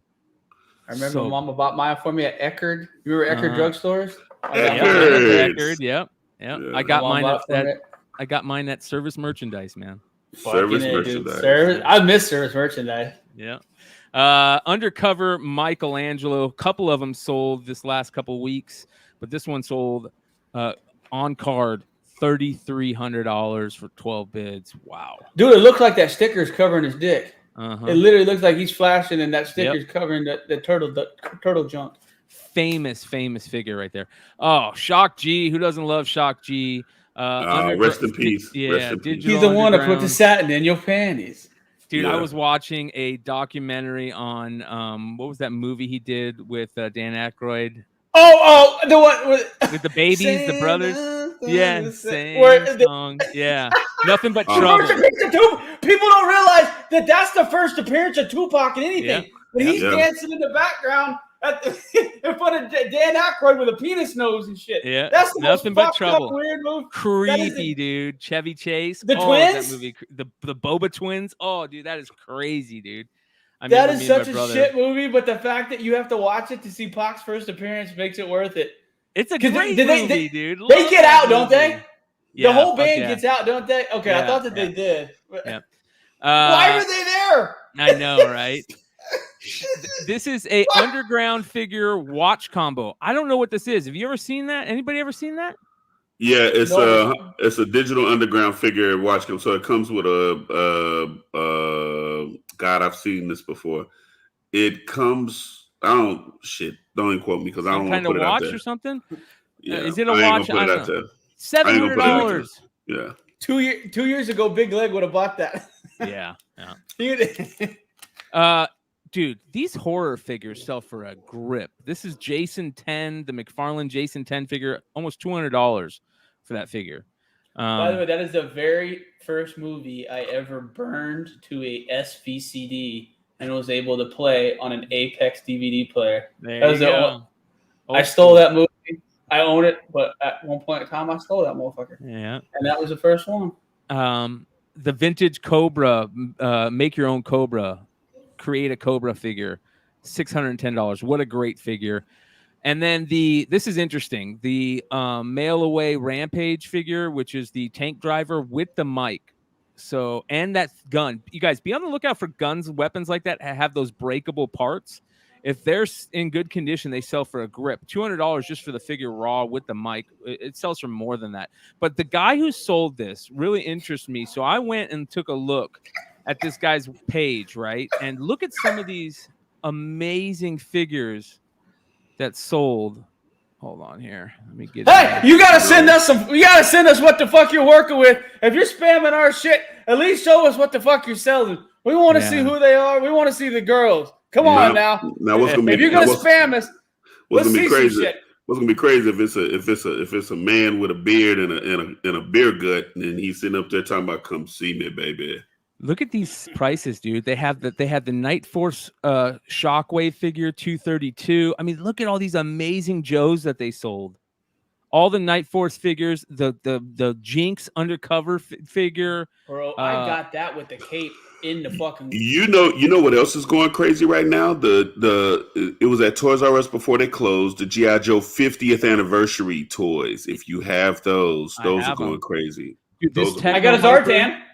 I got a Zartan 50th.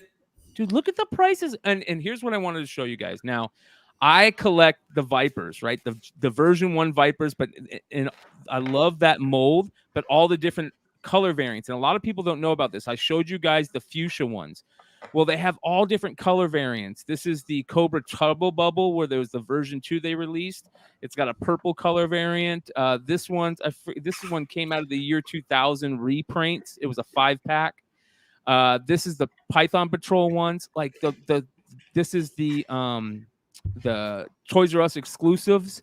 They're like a gray repaint. Look at the prices on these. It's absolutely unbelievable. There's a version 1 with a couple other ones. Beautiful. This is the I got him with the tank still. Fucking A, man. Like this stuff. Look at the prices. Like I'm just blown away, dude. These are loose G.I. Joes. Ooh! Is that a fucking armed card road pick for $30? It's the Fun School version, the India version. But still. Fuck that. But still, though, that's the. Yeah. I had that. That was another one my mom got me. Literally, when I got Zartan, I was like, I got to get another Dreadnought. And that's the dude I got with the fucking. These right here are my favorite ones. These are the Vipers that come with the Sonic backpack that has, if you push the buttons, it says all the word, the says stuff. These are my favorite colorways. They're like these beautiful, like reddish orange. But man, this guy just has some. Look how beautiful those look. These ones are pretty too. I just love repaints, man. Repaints are so cool in G.I. Joe. And he had a ton of the mail away figures that. I wish I would have seen these when they were originally available. The Serpentor. Here's the a custom Mountain Viper. I've never seen that. It's custom, obviously, but love how they recard him. He's got all the different stickers. So, anyways, that was cool.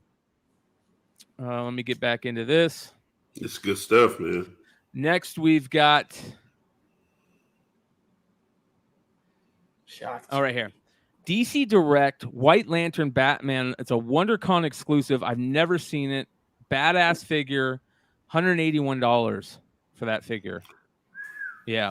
And here we go, you guys. Just the pop-up lightsaber from the Power of the Force R2-D2. Just the lightsaber itself sells for over $330. That makes no sense. Dude. But it's cool shit. I love the fact that there's... I know. Get lost, man. There's some guy that's just been waiting on it, finding that to keep it complete, and there was 5 of them bidding on it, and they're like, "You're not going to bid 100 on that." There's people getting divorced over that fucking green sword this morning. Yep. 123 Kid from 1994, $801 loose. That's crazy. He's so skeezy in real life. That All right, I'm so jealous. There's a couple things this week that just are going to make you guys even more jealous than me, but this is crazy. I missed out on a vintage I Want You for the U.S. Army original World War I poster. Sold for $1,000. It probably got put up and immediately bought at a buying price. I want one of those so bad, and I want to like take it out of get it museum glass, everything. It'll be my grail piece on my museum walls. Very, very cool. That was back when we were badass. Yeah. Woodstock poster with a ticket sold for $318. That's kind of crazy. Unused ticket's kind of cool though. Yeah. And then this, a USSR propaganda poster from when they were in the space race. $481 from 1965. How that thing survived out of communist Russia is crazy. What the fuck? They got some interesting helmets on. Right. BB King guitar pick. Probably you can argue the greatest guitar player ever to play the guitar. $700. Probably buy it now instantly for a guitar pick. You remember when CDs first came out there in those long boxes? You remember those? I do. They're like Sound Warehouse and shit. Yes. I do. Yeah, long boxes. Mm-hmm. The Cure. It has Kiss Me, Kiss Me, Kiss Me, Faith, 17 Seconds, and Head on the Door. All early albums sold for almost $200. And then a original Black Flag punk flyer sold for $150. This is crazy. Dr. Dre original Chronic promo poster. I can't believe I missed out on this too.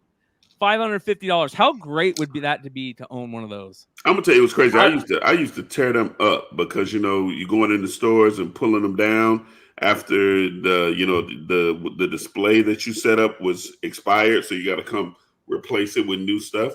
So I go in and tear all that shit up. How about Nicki Minaj's nail from her VMA performance. Sold for $530. I don't know if I really want her nail though. Just hey, barbs are fucking crazy, bro. They're crazy, man. You don't want to fuck with barbs. Misfit Fiend Club original 1970s button sold for $410. And then I do think Nicki's the third best female rapper of all time, though. I can agree with that. I can't stand Nicki Minaj, but she is a good rapper. She's good. L Boogie's number one without question. Raw Digga too. Battle Beasts are so cool, and a ton of them sold. You guys can see a bunch of them sold this week. So get your Battle Beasts, especially if they have weapons. They sell for a grip. All right, you guys are going to be mad because a bunch of Jack Kirby autographs sold this week. Forever People #1 sold with his autograph. Forever People #11 sold with his autograph. Again, he signed the inside cover. That's the best. Yeah, multiple sold. $399, $200. Like I said, multiple Jack Kirby autographs sold this week, and we all missed them again. I missed it. Jesus Christ, I missed it. Lady of Rage had one song, Big Leg. She literally, if you can name any other verse or song that Lady of Rage was on, I will commend you. He won't be able to. He's just gonna rock rough and stuff with an Afro puff. That's it. Yeah. Hey. Old school wrestling superstars carded. Look at the prices on these. Remember these? God, man, these were so cool. Ultimate back in the Warrior. day. Yeah. Carded one. Hold on, that was a Captain Lou Albano. They got a Captain Lou Albano on that one. Fucking A, bro. Fucking A. I like dude. Captain Lou. He was an original character. Yeah, Big John Studd, King Kong Bundy, Rowdy, and Terry Funk. So those sold for a grip. All right. This is interesting right here. Simon Beasley, one of the most underrated artists out there. Look at this piece of art that sold for $430, you guys. Look at how beautiful this is. Wait. Did you sure Adam didn't draw this? Go down just a little bit lower. Yes, indeed. Yeah. Why is the Panther fucking her? Well, this is a great piece, dude. For $430, are you kidding me?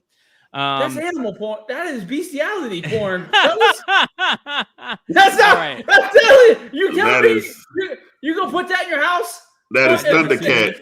That is Thundercat. You guys ever seen this? A 9/8 first print? No, what is that? It is a video game promotional item. Reprints Teenage Mutant Ninja Turtles #1 from Mirage Studios in 2007. As you can see here, special limited edition, the video game. I've never seen this. It sold for a grip. It sold for $5,000. Hold on, what video game does it come from? But let's figure out. Teenage Mutant Ninja Turtle video game promotional. That's all it says. 2007. Crazy. $5,000. Instantly sold. All right, so big news. Well, hold on. Let me get this one. This one was cool too. I love Batman Adventures. It's one of the greatest series ever. Cartoon, whatever any series, it's great. This is a signed signature series 9.8 of the Batman Adventures. Remember the little movie they did? This is the annual #1 with Mask of the Phantasm, Joker being Mask of the Phantasm, signed by the guy who does Joker's voice, Mark Hamill, Kevin Conroy, who does Batman, and others. It's signed by Bruce Timm, Mark Hamill, Ty Templeton, the guy who does Robin's voice, and Kevin Conroy, who does Batman's voice, all in beautiful gold, so it pops. Sold for $1,750. Wow. Yeah. Pretty cool book. Yeah, pretty cool book. All right, this is a lot that sold for $320. Let's see if it was worth it.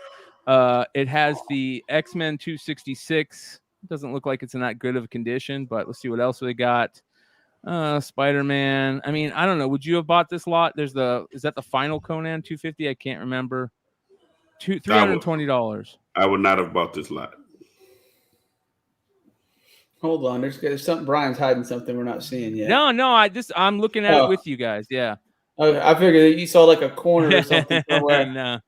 No, this one I'm looking at it with you guys. So, I'd have to look at that 266. That corner, that's fucked. Yeah, that corner's. I mean, that's blunted top left, blunted bottom left with stain brown. Yeah. So I don't think I think somebody just kind of got a little too crazy on this one. You know what I mean?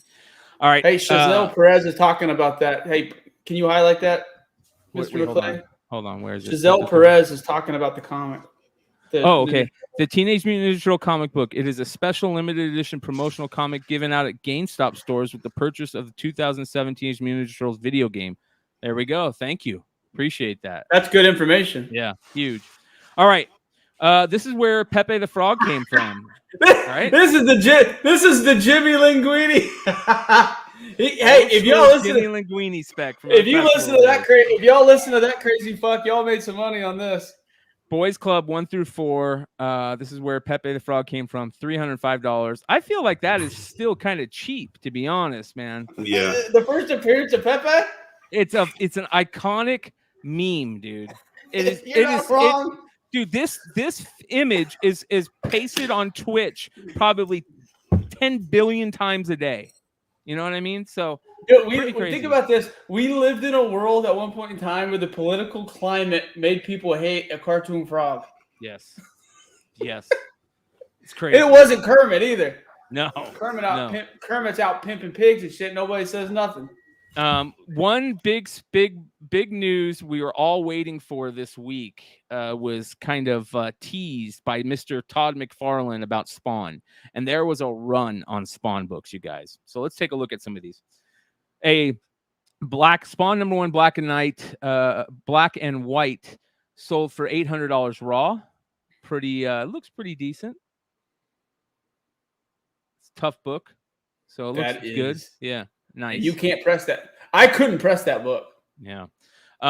Here is a Spawn number 283. This is from the Image Expo VIP sketch variant. Sold for $710 and 9.8. I like that cover. Yeah. Looks like he's fighting Venom though, doesn't he? Yep. And then another one from the Expo. This is 283. This is the red exclusive. Sold for $430 and 9.6. Same cover. Next, Am I high or does that look like Venom? It does look like Venom. It looks it's like Malbolgia. It's Malbolgia. Spawn Malbolgia. Are we excited about the Spawn Batman next week? By the way. Yes. Yes. Very. I love Capullo, man. This is the Tradesmart variant, the purple, $761 for a 9.8. Tough book, gorgeous cover. Here are the big boys. Bunch of big boys sold this week, including this 306, the NetherRealms Mortal Kombat. Oh, yes. I've never seen that book. Mm-hmm. That was one of the ones people talked about that book for a long time. I've never seen one. 2 sales. This one at $4,000. This one at $5,000. That's nice. Yeah. And then finally, a 297 Diamond Retailer Summit at 9.4 sold for $1,000. So Spawn books went crazy this week, but the sad thing, you guys, is the news that dropped was not that big of a deal. All it was is that the guys who are help writing the script are the guy who's doing Captain America, the new Captain America movie, and did Winter Soldier, and then the other guy is what did he do? He did Joker, the guy who wrote the new Joker, the Scorsese Joker, produced Joker, are doing, and it's the largest selling R-rated movie of all time, and that's why McFarlane's stoked, because he wants Spawn to be R-rated. So you got those two guys involved. He said that Jamie Foxx is still involved, so he's hoping by this time next year it'll be in production. So we'll see if that happens. Yeah, yeah. So let's all cross our fingers and hope that happens. So, real quick, I want to talk about Black Panther before we call it a day. Did you guys see the new trailer for Black Panther? I haven't. When did We're gonna watch it. Oh, watch it. Man, fucking tastic, man. I just want to say that I was right. I told you guys. Go ahead, carry on. This trailer is absolutely amazing, dude. If this doesn't get you excited for Black Panther, you're dead inside. Oh yeah, big time. Yeah. I'm actually excited to watch this.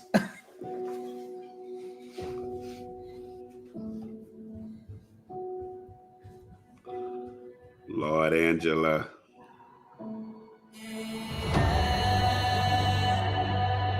Put your hands where my eyes can see.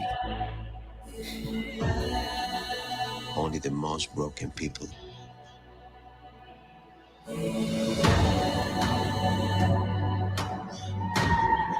can be great leaders.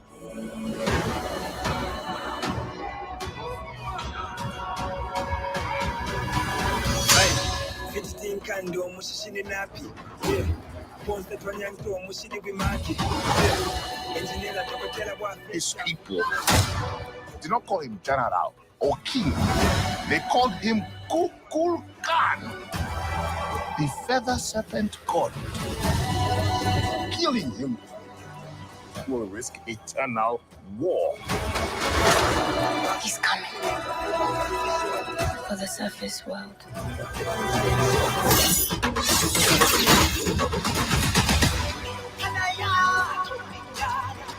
We know what you whisper.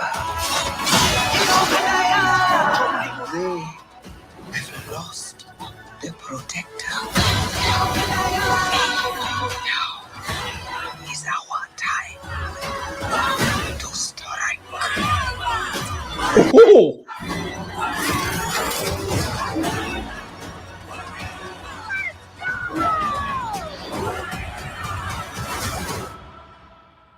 Show them who we are.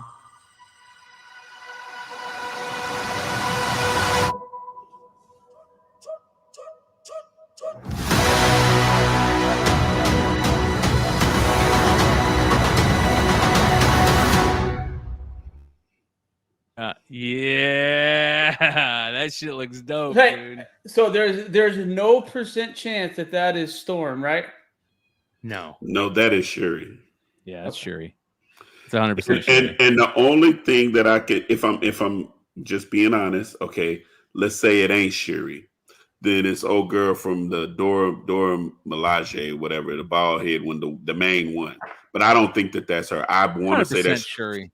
It's Shuri because if you notice in the Discord, it has the same marks that's on Shuri's head as on Black Panther's mask. It's in the same spots. The dots, yeah. So we know. Dude, Namor. I like the Namor stuff more and more. As long as they don't make Namor a bitch. Because the part I like about this is in the comic book for the last 20 years, Namor and Black Panthers hate each other more than any two characters that you can think of.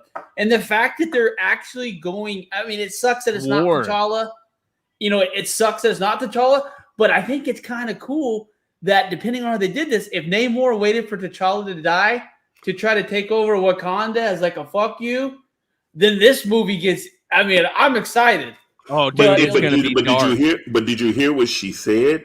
The mom said they have lost their protector. That's what I mean. Like, he knows that fucking T'Challa's gone. It's time to go get some Wakanda. Yeah. Yeah, dude, this is gonna be awesome. The Ironheart was kind of cool. I like the way I told y'all that Ironheart, and then watch this. Did you hear the news that Don Cheadle, they're making Armor Wars a full-on movie now instead of just a Disney Plus release? See, this is how you're gonna get Robert Downey back as an Iron Man, as a AI. This is how you're gonna get Riri and you know all the rest of the people that that are in the. I'm reading the comments. Got my Thursday. Amen, tickets. Dude. And here's the other thing, dude. They got the guy. They have the perfect person to play Namor. Yeah, this dude. Did you see that shit that they were giving him shit online saying that he was out of shape? Yeah, his back. Mike Deodato giving him shit for his back being. Yeah. Oh, that was the one. This motherfucker's a swimmer, dude. This motherfucker's yoked. I love the fact that they're using the fucking. Everyone thinks it's corny. The fact that they have the made it look fucking. Good. That's what I mean. Did you see the way he was darting almost like a fairy with the little wing? Jumping. Yep. I'm excited. I haven't been excited about anything Marvel Disney in a long time. Yeah, and like everybody else, I got tickets for open tonight. I'm excited.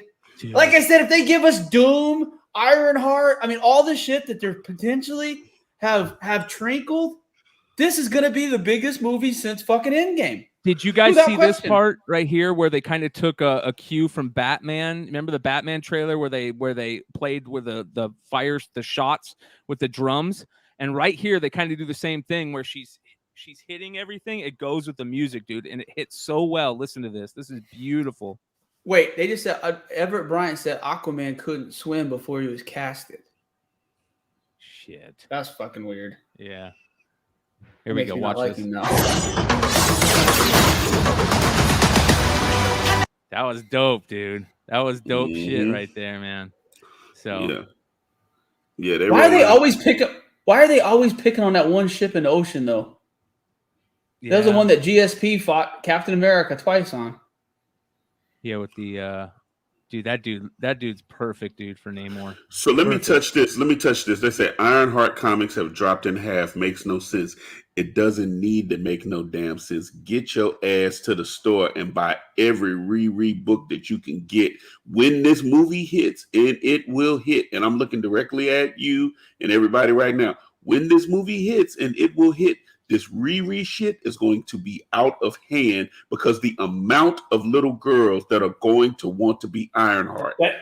Marcus, you talked about it best. Your little girl, like at the movie that I forget what it's called. Woman King. Like, you could tell how excited your little girl was watching those women do that, and exactly like you said, you're gonna take your family go watch that movie.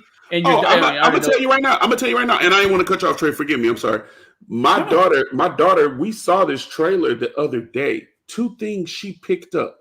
One, Iron Man is now a girl because she doesn't know the back end. She's 7. She doesn't know.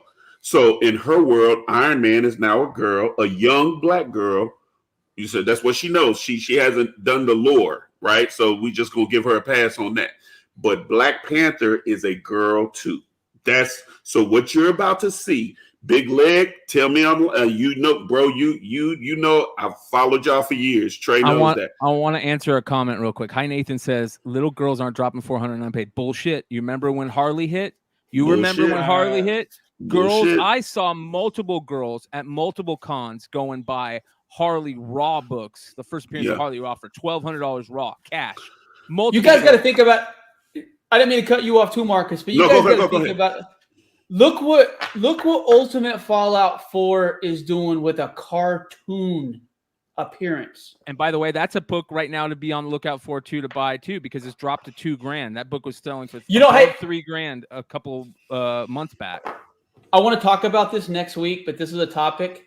I literally think the whole multiverse shit that we are getting right now, if you really think about it, Secret Wars 2, multiverse wasn't a big deal. They have created all this multiverse shit just to get Miles Morales into the 606. Think about it. There's only one character in that whole Ultimate universe that they needed to get over to the main universe in continuity, and it was Miles Morales. All this multiverse King shit is 100% Marvel's way of making that happen. But think about that. I mean, the 9/8s are $10,000, $12,000, $15,000 right now for a cartoon appearance. Riri is about to make a live action appearance as Iron Man in a huge building block piece to the Marvel Cinematic Universe. Do you think this is going to be the only time we're going to see her in Iron Man? Absolutely not. This is a long-term safest hold that you guys like. If you need to loan your daughter $400 and invest that for her, you need to do that. Tell you what, don't even do it. What you're gonna do? Here's what I want you to do. When your daughter comes to you and says, "Daddy, I want to go get an Ironheart costume. I want to cosplay Riri. I want to cosplay this." Remember the conversation that we're having right now. This Riri shit is not going away. It is the same. And I'm gonna even go one step further. When Harley Quinn first started taking off, I remember talking to Trey, and Trey was like, "Hey, bro, you need to start getting your hands on this Batman Adventures 12." And I was like, "That is a sucky ass Harley Quinn cartoon fucking book. I can't believe why are people." He said, "Okay." That's what Trey told me. I'll never forget that. Okay. 6 months later, that shit was hot as fish grease, and we are sitting around here, and where I could have got a box of 20 of them for like $. I set up there and let it go. Mark my words on that reread. Mark my my little 7-year-old daughter right now is going nuts about Black Panther. She can't wait to see this little girl. I don't know if you remember when I started posting the Captain Marvel 17-second print, the first Kamala Khan on the cover. Mm-hmm. People were writing articles on other pages talking about how I was doing a pump and dump, and this character was absolutely worse, more worse than the Inhumans and this and that. There are certain characters, if you open your eyes and you see the fucking signs, you see where the money's about to start going. If you guys don't think Tosin has a chance at making a bullshit cameo appearance or in the next Black Panther movie, you're crazy. They're going to start introducing these newer. Look at that. Riri's a 4-year-old character, and they're about to make her a major centerpiece in the MCU. You guys need to think about Moon Girl. Like I said, Moon Girl, Devil Dinosaur, all of that, bro. And this is stuff. And Trey, to your point, Big Lake, to your point, these are books that you guys were talking about years ago with Moon Girl, Devil Dinosaur. I remember being on the other side, just on these chats, listening to y'all, and y'all were talking about, hey, don't sleep on this Moon Girl shit. Like it's a whole thing. That's why I keep talking about these fucking mutants. You guys have to think about what the X-Men team is going to look like on the big screen 2022. You got to think about ethnicities. You got to think about all that shit. Think about what all these Avenger books, we all know what these Avengers first appearances was before those movies came out. You could get them for a couple $100 high end on most of them, except the Iron Man. Literally. Now look how many thousands of dollars that those books are now in their first appearances. Marvel is going to spend even more money when it becomes the mutants' time. That's why I keep telling people that the mutants are the way. If you're going to invest in Marvel, start thinking long term about where they could be going, what storylines and what characters make sense. That's where the next money is going to be made in comics, if there's any money to be made in comics for a while. Yeah. But that's why I keep telling people and trying to hit people over the head. Think about mutants. Think about mutants. Think about mutants. And even on top of that, just to kind of piggyback that and kind of wrap all this up, we are a generation. There's a generation behind us. Marvel has to try to figure out how to keep the dice rolling. So understand this. Fantastic Four ain't never going away. X-Men ain't never going away. What the iteration of X-Men is going to be what it's going to be. The iteration of, when they finally bring Gambit, when they finally bring some of these other people to the forefront, you know what I'm saying? Like, yeah, they rolling with these people now, the Thors and the Iron Mans and all of that. And guess what? Strange Academy is a bunch of young X-Men. That's what I'm talking about. Like, if you can buy books, high ratio variants, the 1 in 25s, the 1 in 50s, and the 1 in 100s, and they have a 1 or 2 first appearances that you just have a little gut feeling about. The reason that Ultimate Fallout 4 is what it is because of the ratio, the 1 in 25. That's what you got to think about. Now you start throwing in, I haven't done the research I need to, but I want to do an article about other than Ultimate Fallout 4, what other books have high ratio variants that also have a first appearance? Yeah. That are relevant characters. And that's where you got to start thinking right now. When I'm talking about all these 1 in 100 variants, all the shit that's gone on the last 4 years with all these variants from these stores, there's so many of these high ratio variants that are so cheap right now that people are getting rid of. Start doing your research about first appearances. Start taking some flyers on some of these 9/8s. I mean, you guys know how quickly. Noah Burke says market is down, plus people losing faith in Marvel. I hope for the best, but I see some downtrends coming soon. I hope I'm wrong. It's just not the same as 2 years ago. You're right, and that's why we're saying be bullish on some of these books that you can pick up for super, super cheap right now because the market is down. Warren Buffett says something so crazy, and a lot of people say what you say about Warren Buffett, like him, hate him, whatever the case may be. The one thing that he says is that be fearful when others are greedy and greedy when others are fearful. That's what he says. You know what I'm saying? Be fearful when others are greedy and greedy when others are fearful. Everybody is running around here scared. Marvel is down. It's a downtrend. I'm looking at one with Mag Daddy. He says Shuri actress doesn't have the physicality. The beautiful part about movie magic is she doesn't have to have the physicality. They'll go get a stunt double, put her face on it, and move on down the street. You know what I'm saying? The reality of the situation is that they're trying to make the best of a bad situation. Chadwick is gone. They have to pivot. They got to figure out how to keep all these people and include everybody, taking them to another place. I feel you on that, Big Leg. I think she's pregnant too. I think the whatever Lupita's character is. Wait, do you think M'Baku's the daddy? Like, who? No, and I'm not joking. Like, no, they're not gonna bring it with that many new characters. They're not gonna bring in. I don't think they're gonna bring in a Shuri love interest as an angle. So it'd have to be a character. No, Lupita's playing. Lupita's playing T'Challa's wife. Yeah, T'Challa's wife.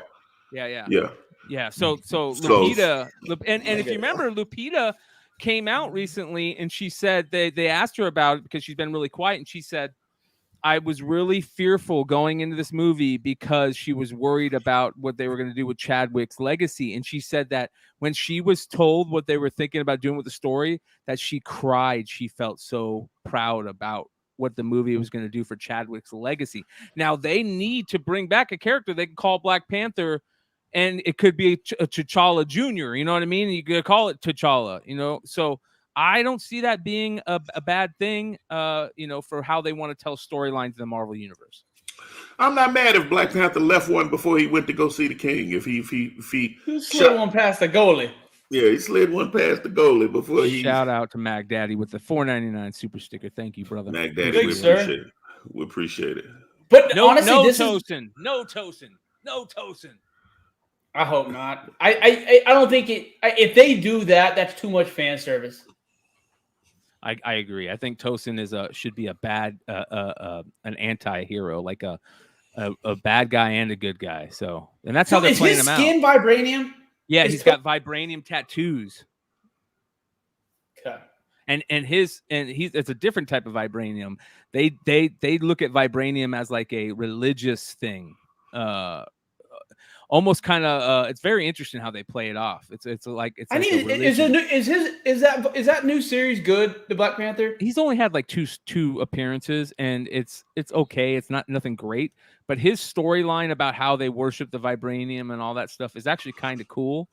But it's not the Black Panther stuff really is kind of weird right now. All the space stuff, him not knowing he's Black Panther, and weird stuff going on. Wakanda's a galactic empire now, right? Yeah, I saw that. Yeah. Let me say this. He said Tosin before Miles. Hell no. Absolutely. Miles will be in the MCU before you see Tosin. I'm going to tell you that now. I'm also going to tell you this. I know Sony has the rights to Miles. I know Sony has the rights to it, but I'm also clear. Thank you, Red Hood. But what I'm also clear on is that Kevin Feige is playing over in that Sony land because that even Tom Holland just came and re-upped for Spider-Man in the MCU, and also, for Feige to be a part of those movies. So when they announce this Miles character, and all it takes is just a decent kid to be Miles, it could be a newcomer at this point. But if they go get somebody established to be Miles, the game is over. The game. Dude, hey, the rumor is it's supposed to be that Kenny kid from Karate Kid. Yeah, I've heard that. Yep. Yeah, I've heard that. The TV from YouTube? Yeah. It's on Netflix now, but there's they introduced a new African American character named Kenny, and he's kind of at odds with Ralph Macchio's kid. And he's a good actor. He's got some fighting skills, and you can see the way he moves. He's real athletic, and he's pretty young. So I gotta see it. I'm gonna go look it up. Yeah, dude. Hey, Lewis, if you remember, I've heard that this is exactly what's going to happen. Lake Bell is going to play the actress. Lake Bell makes a appearance, and that's kind of where the Doom stuff goes in. But what's a better spec, a 9.8 Riri or a 9.8 Elsa? Riri. Dude, we don't even know what version of Elsa's been popular, but her mother, we don't know if it's going to be her mother. There's too much up in the air on what Riri's established. We know, we absolutely know that that's happening. That Riri's going to be in a major motion picture next month. The Bloodstone stuff's been speculative for 2.5 years now. I don't think she's that important of a character in the Marvel universe either. But well, they're saying, again, like I said, this is a big deal to me. When the reviews talk so heavily about how great the relationship between her and Garcia Gale Bernal is, and how charismatic Garcia Gale Bernal is. They said that they like the reviews are crazy. Go read them. That's a big deal to me. That's when that charisma translates off screen, where everybody's like, holy shit, they like the characters because of the charisma they have together. That's a big deal. That could be a 5-movie, picture or deal type thing. So, but anyways, thank you guys. We are at 2 hours and 15 minutes. We're going to call it a night.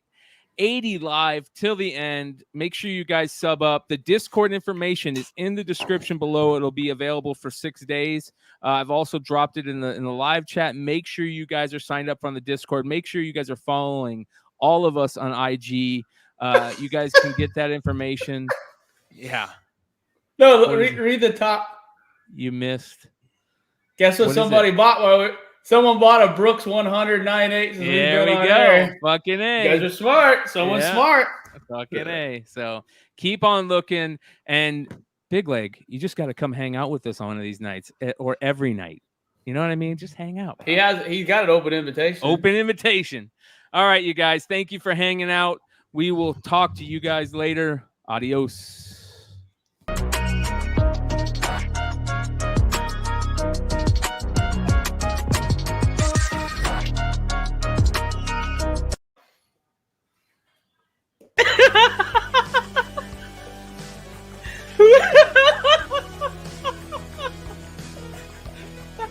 Dude.